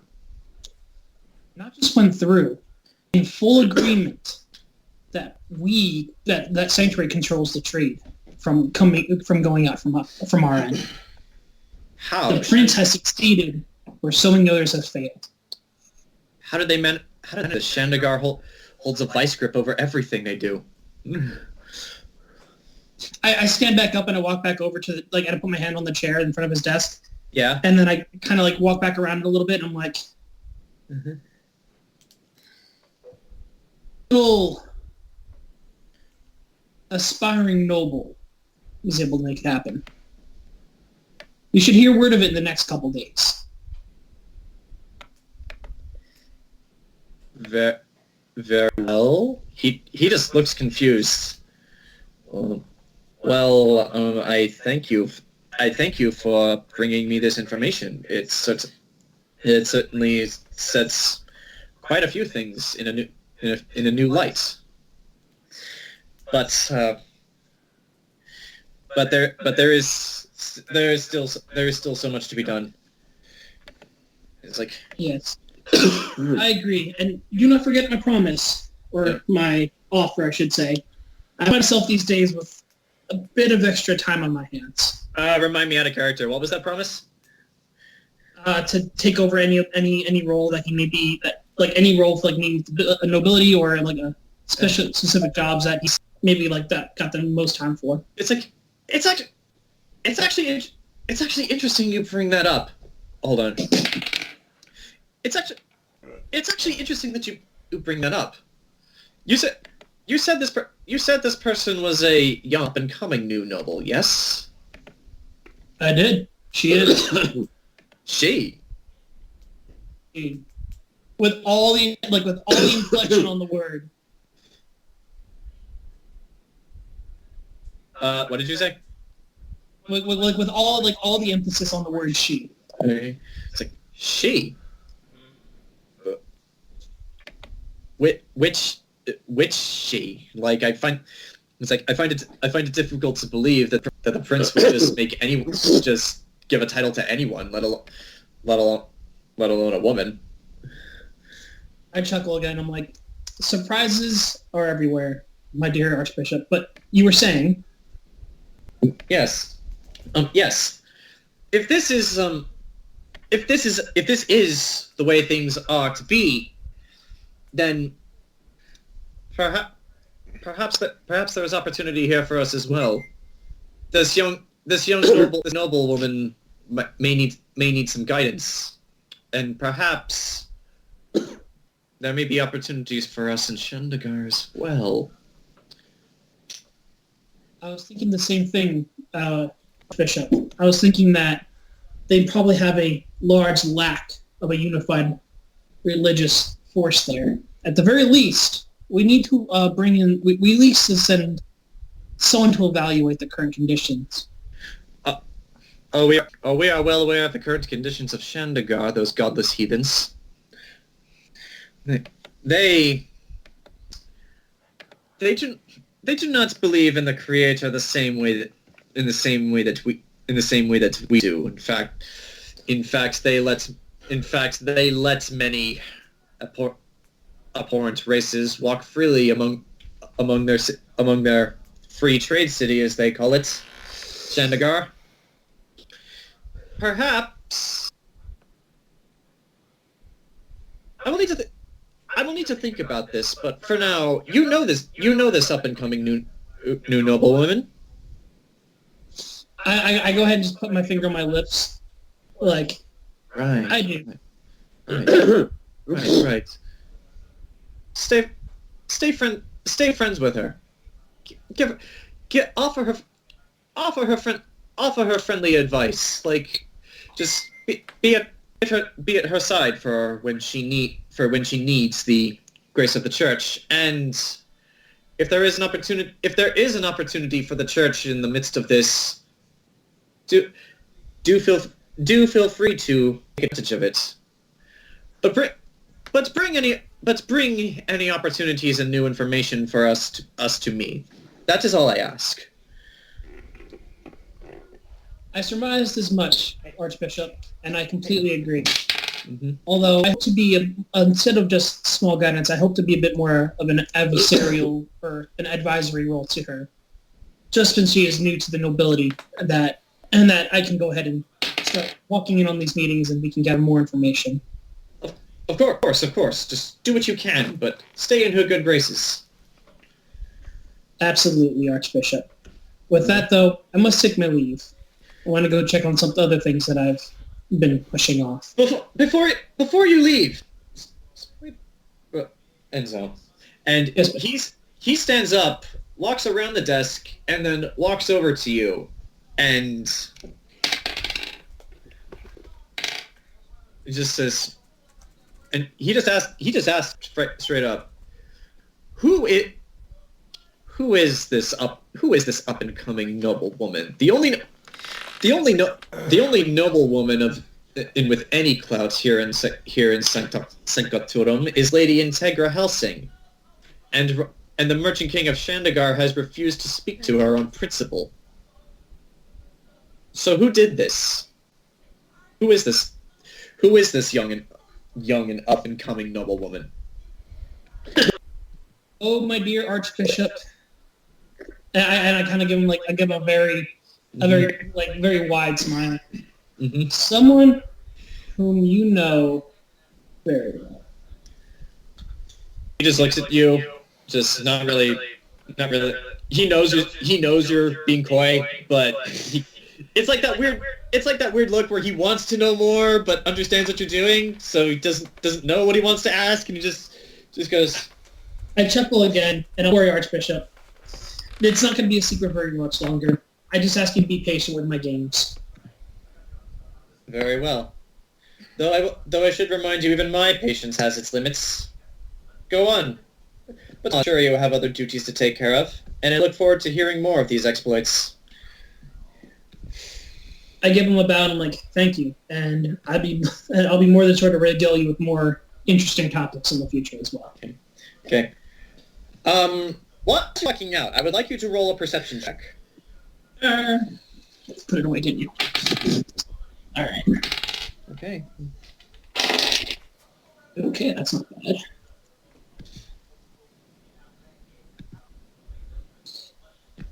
And my perception is non-nat 20. Okay.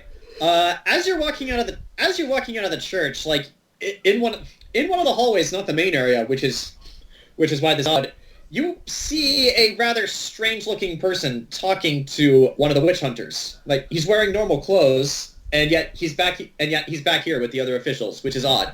I actually have a picture. Okay.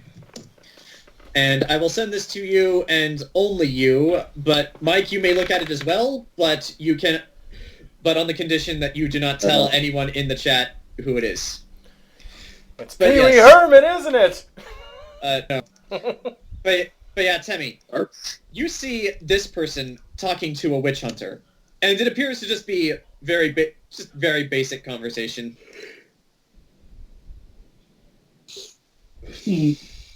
I definitely make a mental note of his face. All right. And I will continue down. I will continue to leave. All right. We cut to tomorrow. Zach. After a night of celebration and lots of drinks, did you perform in the Red Velvet Room last night? I'm not going to ask you to roll. I just want to know if you did. I did, and I do actually have something. I do actually have something. All right. I do actually have something because I just imagine this is basically what Lita would have performed because she's in high spirit. Mm-hmm. It's a brand new day. The sun is high. All the birds you're going to die. What is it actually, though? Yeah, let's see. This roll a performance check. I changed my mind. Roll a performance check. Damn it. Is it Heather's? No. 26. You're fine. Yeah, Zach's aiming to head this for Beetlejuice. It's always Winona Ryder. Yes, it is. So clearly next we need Bram Stoker's Dracula the musical. No, clearly we need Stranger Things the musical. Mm. All right, so no need Crucible the musical. all right, but yes, so Zach, after a fun night of drinks and sharing the joy with Pyrrha, who is happy for. In fact, Pyrrha just jumped on you as soon as she heard the news. She was happy. Well, yeah, now she's even more rich, this little girl. But yeah, as you just go about your merry day, everything is fine. No numbers, killer murders to speak of this time. In fact, yeah, no numbers, killer murders. You are a leaf on the wind. Everything is okay. The sun is shining. The birds are chirping. The waves are waving. Like this, kids like you. But as you go back over to the Red Velvet Room to start the new day, and you check your mail, there is another envelope there. This time, with the wax seal of the royal family of Syria to Ares. Oh, good. You open it, and it says, Dear Miss Lita Ford, your presence is requested at the Red Keep this afternoon. Prince Ares very much looks forward to meeting with you. So, and it is actually signed not by Prince Ares, but signed Ophelia. You do recall Ophelia as the one elf servant who was always by his side. But yes, this is a formal summons. You are being summoned to the Red Keep to meet with Prince Ares. All right. So I'm guessing you go? It's just you that's being summoned, no one else. Okay, yeah, so I guess I would take everybody else. I would take a bunch of other people with me, but I guess that would kind of violate the terms of the agreement. Actually, like it is just you. Oh. But yeah, Sorry. You head out the front gate. You take a carriage this time because now you can afford it. And just to describe this place for those of you that have not actually seen it, as Lita approaches the Red Keep, the carriage approaches. You see wall before the actual keep itself. There's the beginnings of the mountain range, like of a mountain range, and so it's not very high, but like around it in like this like wide semicircle is like this massive like Helm's Deep style wall built to withstand sieges, and like guards and like all kinds of like nicer decked out armor than what the City of Sanctuary has is lined them and like keeping a constant vigil, and like as these two iron gates open as the carriage approaches, and inside beyond the wall, there is a fortress built into the wall to defend it, of course, but beyond that, we see the Red Keep for what it is named for. A large towering structure, like maybe like 10 stories tall, 15 stories tall, like built into the side of the mountain itself, and like the entirety of it is painted in like this very like vibrant Syrian red with like gold, with like these golden brass trimmings lining the sides, and basically imagine the Red Keep from Game of Thrones if it was built into the side of a mountain, kind of like Helm's Deep-ish. Mm-hmm. And as Lita approaches, like these very like opulent and like glass doors like are opened for her by two royal guards to open up into this vast expanse of this huge ass foyer with polished floors. There are these spiral staircases on both sides that go all the way up, and like in front of her is this long hallway of mirrors, not unlike Versailles. But Lita, you having been here before, know the exact way to go as you ascend one of these spiral staircases, led of course by a guard, and you walk up to what you can only assume is either the 10th or the 12th floor. You're not entirely certain, but yeah, you walk up and the guard does not knock. He just opens the door and says, like, my liege, Miss Lita, Miss Lita Ford is here to see you. Yes, send her in. And he holds the door up for you. All right, I enter. All right, you do. You walk in, and it is a very decked out and like pimped out room. There's like these really thick carpets everywhere. Couches made out of the finest cotton and most fluffy of pillows. His bed, like off to the left of you, can easily hold like 10 people, and on the other side, opposite the bed, is like this really garish fireplace that actually has a fire in it currently going, and directly across from you, like there's no door to this, but there is a balcony. But yeah, the room just opens up into this wide expanse balcony, which is about the same size as the room itself, and you see Prince Ares out there on a couch, just looking out in the distance, which you can see in the distance. There is far rolling islands, and you can see the sea and like all there is to it, and you can see off in the distance just a not quite a dot, like you can still make out some details, but you can see it in the distance, is the sanctuary. All right. And yeah, I know I've described all of you this before, but this was for everyone else. No. Mm-hmm. But yeah, as you walk into the room, just Ares doesn't even turn to notice you. He just waves his hand. It's like, come, Miss Ford, join me. Lita goes out. Like, so you walk out to the balcony. Like he's just there on the couch, just chillaxing, kind of sitting like I am, like right now. Mm-hmm. But right.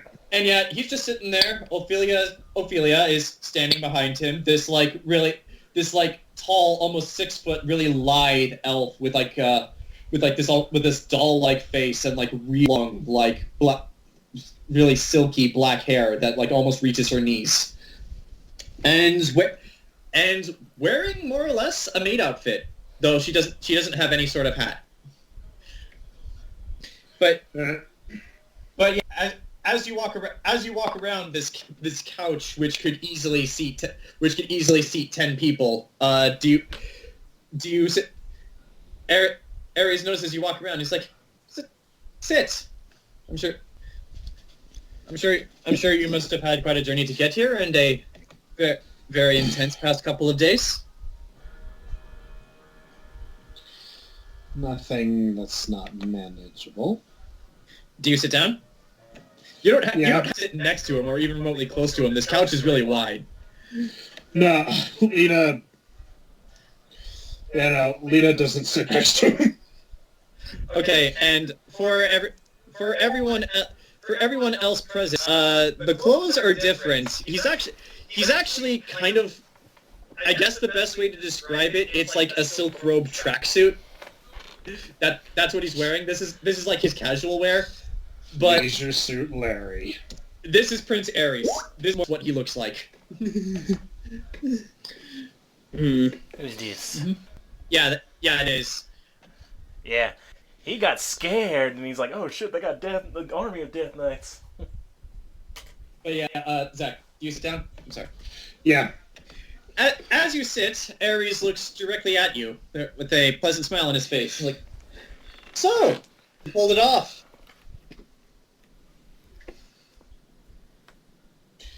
Indeed.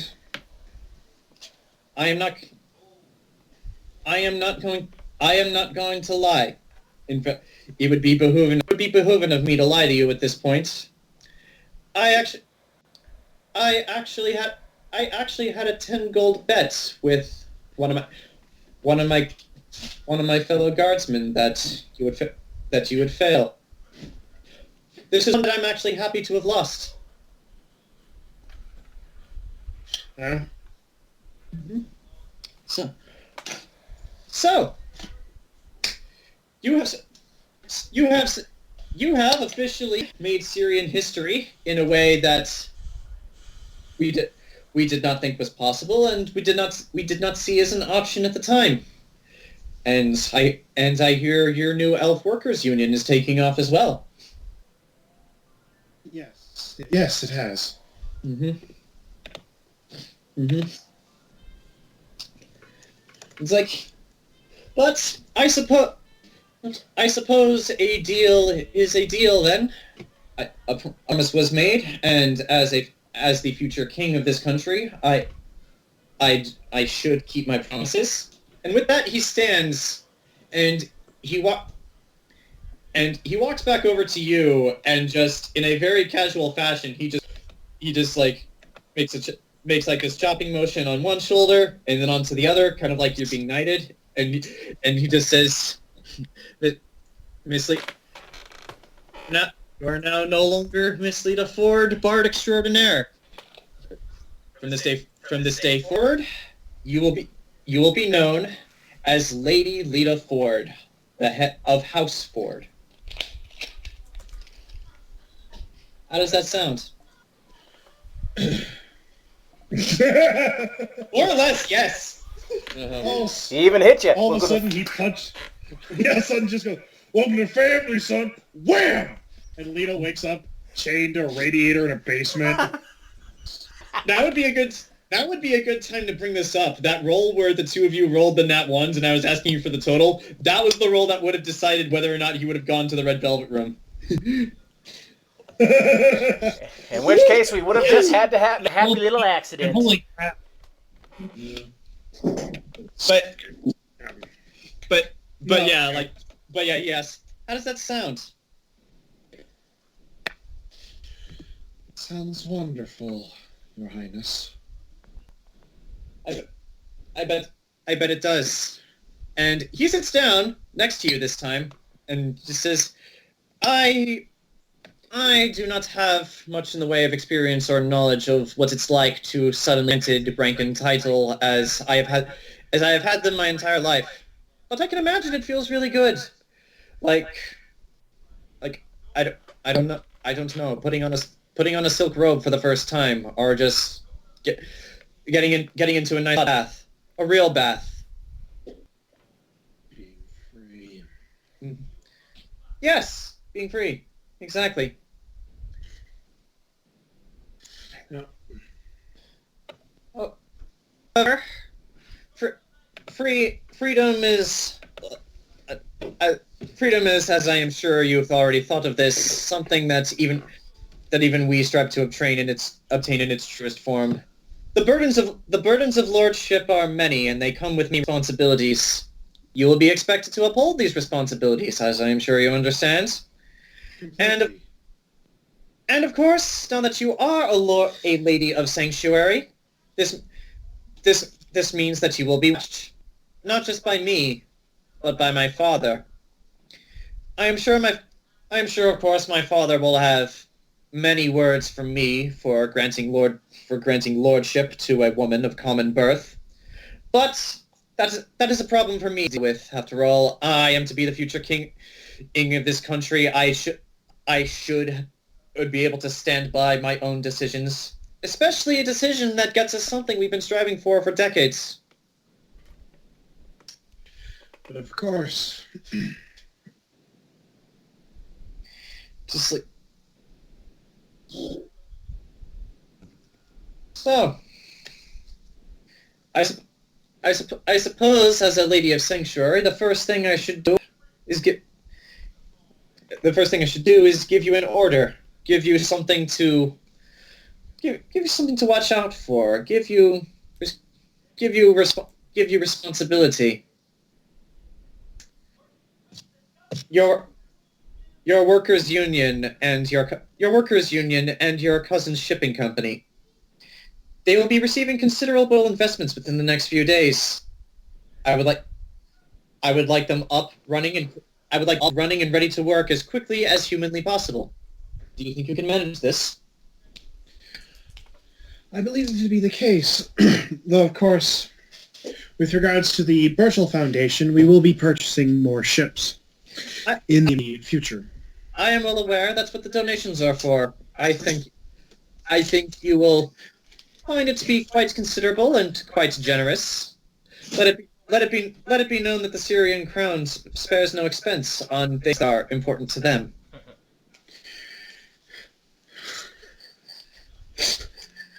We spare no expense. Mm-hmm. Lita, there's dinosaurs in the brothel. What did you do? Mm-hmm. We spare no expense. Mm-hmm. Meanwhile, Rowan is standing on top of the wall as raptors start eating people, screaming, "Shoot her! Shoot her!" And he's actually pointing at Lashon. Mm-hmm. And no, the person doesn't have a gun. He has a camcorder.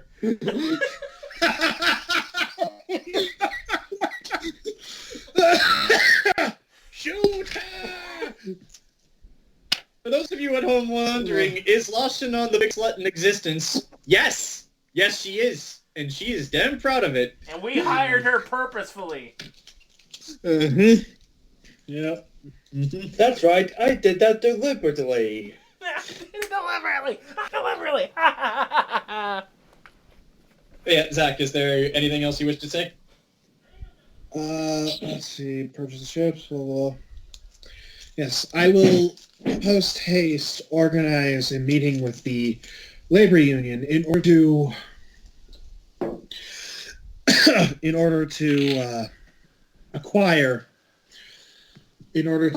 them know the good news as well as set things in motion. It's like, of course.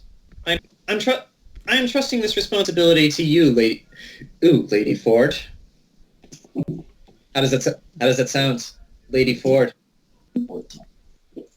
It's a title. Well, you better Titles. Lita. You go first. I'm sorry. Lita says this in all sincerity. Mm-hmm. Titles are like paper. Easily tradable and effectively without the proper guidance. That's one way of looking at it, I suppose. And with that, he reaches over and puts a hand on your shoulder. Do you let him? I'm gonna roll sense motive because the prince is being fresh. Yeah, go right ahead. Yeah, this is Hey, so he's the fresh prince. yeah. God damn it. That's a 7. And god damn it, Mike. You can't get much from Prince Ares, but what you do get is you get that this is a guy who just acts however the hell he wants and just expects people to be okay with it. He is kind of a brat. Let's not kid him. I know. Oh my god. But yeah, do you let him touch your shoulder? Yeah. Just because, if I suddenly flinch, that might... All right, you do that, and he says to you, with all sincerity, like, you can tell that... Actually, I'm going to roll a charisma check for him as well to say this. That is it! That is a natural 19! He's smooth. But yeah, he says this with all sincerity. He just says, you did good, Lady Ford. Don't let anyone tell you otherwise. And at that, he just taps you on the back twice. Good. Now go on. You have responsibilities to see to now. I thank him. Oh, one last thing, my lord. Yeah. Yes. Where might I procure a house banner? If you would like to have one commissioned, I could put you in touch. Yes. That would be ideal. And Lita pulls out a folded piece of paper. Mm-hmm.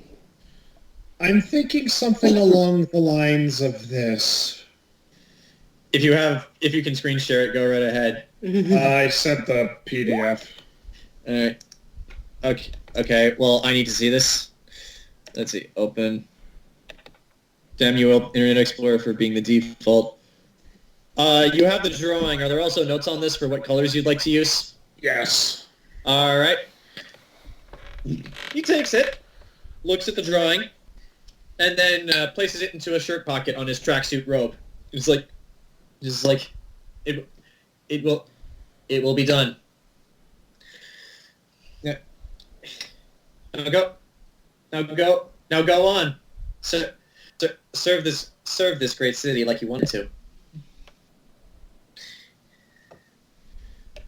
Alright. Mm-hmm. Do you leave? Yes. As you leave, you walk outside of the door and close it behind you, and there you can probably predict his movements now just by the things he's done. There, almost expectantly waiting, is Isekyle Tempest with his arms crossed. Oh boy. and he is just glaring at you. Wait, John. I'm a noble now. I'm a lord, right? Yes. Technically, I am now above him in station and title, right? Roll a knowledge all check. 30. You cannot give him orders. You cannot give him orders. He is a military general in service to the crown only. But in station and in title, yes, you do outrank him. But yes, he's just glaring daggers at you. There is a fire behind those eyes. You can tell he is just, using every ounce of his energy not to strike you where you stand.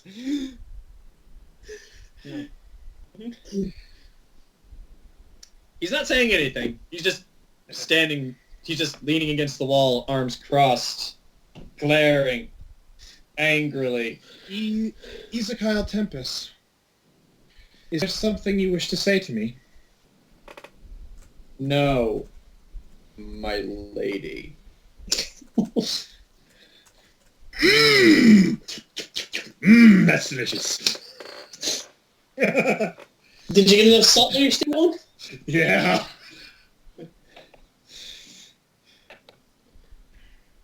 He's not saying anything else. Lita just kind of goes,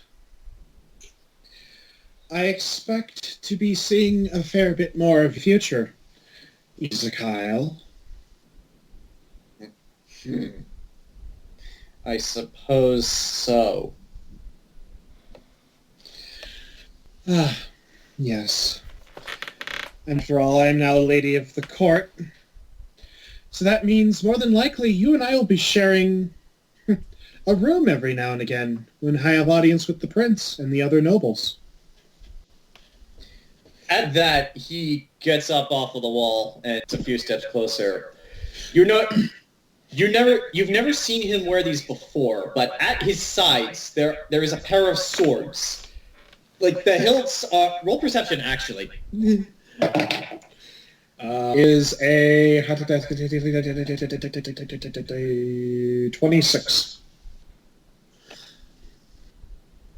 They're unusual in that they're plain. Like all the royal guards here in the Red Keep like this very ornate looking armor, this very elaborate looking swords to designate their position. When look at the two swords at Tempest's side, their handles just look normal. They appear to be brass, and the hilt has like this very slight curve to them that's just enough to protect the hand. And the handles just appear to be made out of simple wood. Like these swords are very much function over aesthetic, which is considering the position Tempest has. I mean, like his armor is custom made like his armor is like custom made bronze as well, and like just show off his position. But like yeah, at his sides are just two very plain looking swords. But what's strange about them is that there seems to be like a locking mechanism to the hilt that keeps them bare. You can't divine. All right. Do you have Arcana? What's your Arcana score? Oh, that's a tricksy question. Arcana. Let's see. Appraise. There's spellcraft. Let me check this. Let me check the skills. Appraise. My intelligence is 16 and my charisma is 18. This would technically fall under knowledge all. Go ahead and roll it. Oh boy. 27. You're surprised to see these. Those are arcane symbols on those locks. Like arcane as in magic. Ah, I see. Hypocrisy knows no station. Got it. Well, but yeah, he has these two identical looking plain swords attached to both sides of his hip, and they appear to be locked to their hilt, to their sheaths, and there are arcane symbols on those locks. But yeah, he stands straight and looks down at you, still glaring angrily, and just one of his hands goes to his swords. Just says,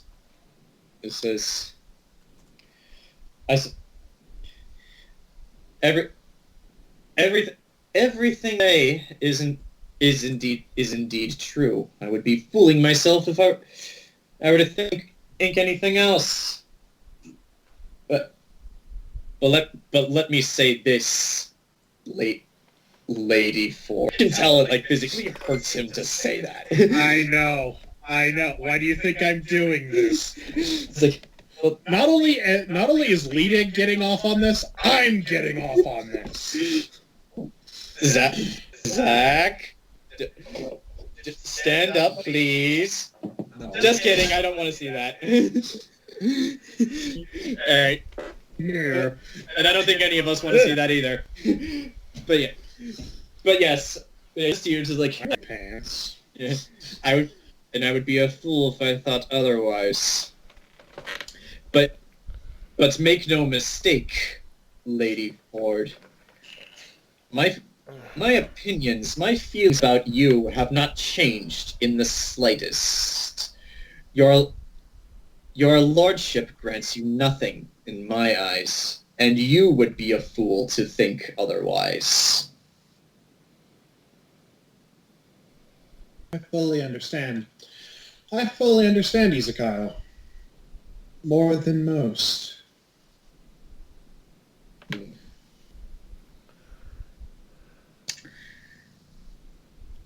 All I'm pointing out is a simple fact.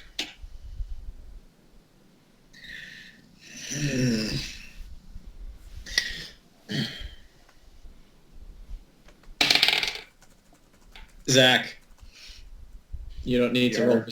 You don't roll perception to see this. His hand is gripping the hilts of his sword. It is shaking. Lita says.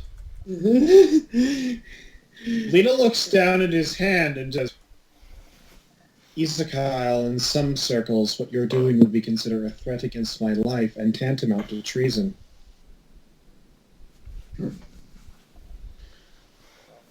Don't...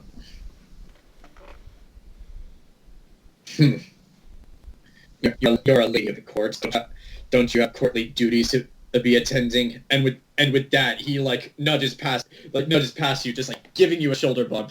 No, hold on, Zach, what's your AC? Oh, my AC is... Oh, shit. My AC is... Oh, where is it on the sheet? I know we don't use it that often. Okay. 50. That... Hold on, let me go back to his stats. If he somehow misses the 5'2" woman... You're too tiny to shoulder check. You have too small of a hitbox. Yeah, he's gonna try to shoulder you, but he's instead gonna hit the top of your head. Well, when he rolls a 12, he does not hit you. You didn't win. He just walks past you. He tries to shit, and he just keeps walking. Here's what happens. He walks past you. He tries to shoulder check you, but Lita, you just go like this. You gracefully avoid him with the skill of a dancer. She T-poses to assert dominance.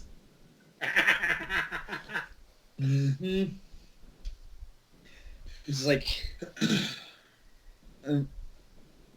yeah.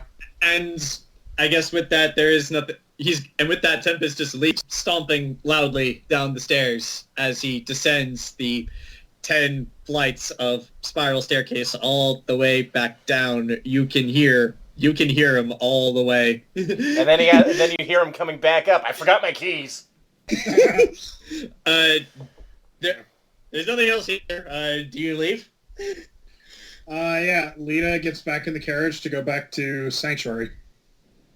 As we do that, we cut to Robert Burchill, who, Burchill, I'm just going to take the liberty that you went to the guild hall to tell Sariel about this. Is that okay? Why would I, though? Because Sariel helps run the Burchill Foundation. She's your accountant. That's fair. All right. Did you forget that the one NPC you guys did not want to leave the game is all of your accountants? True. All right. Business partner in my venture. All right. Yeah. But yes, you walk in, and you walk into Sariel's office, and walking in, she suddenly just looks up from a stack of papers at her desk. It's Burchill. It's a good thing you're here. Could you, explain this for me? And Sariel shows you, a piece of paper which you've never seen before, but, it's the current balance of all your guys' income. And looking at the available funds that the Burchill Foundation has, you now have enough money to buy. Holy shit! There is enough money here to buy 10 ships. I'm going to look at goes. Well, son of a bitch! He actually made good on his deal. Yeah, but yeah, there is enough money here to buy 10 ships and a lot of workers. You can choose to divide as you wish, but yes, there is quite a considerable sum here. What? Whoops, so yeah, looks like the Burchill Foundation is going to be growing very soon.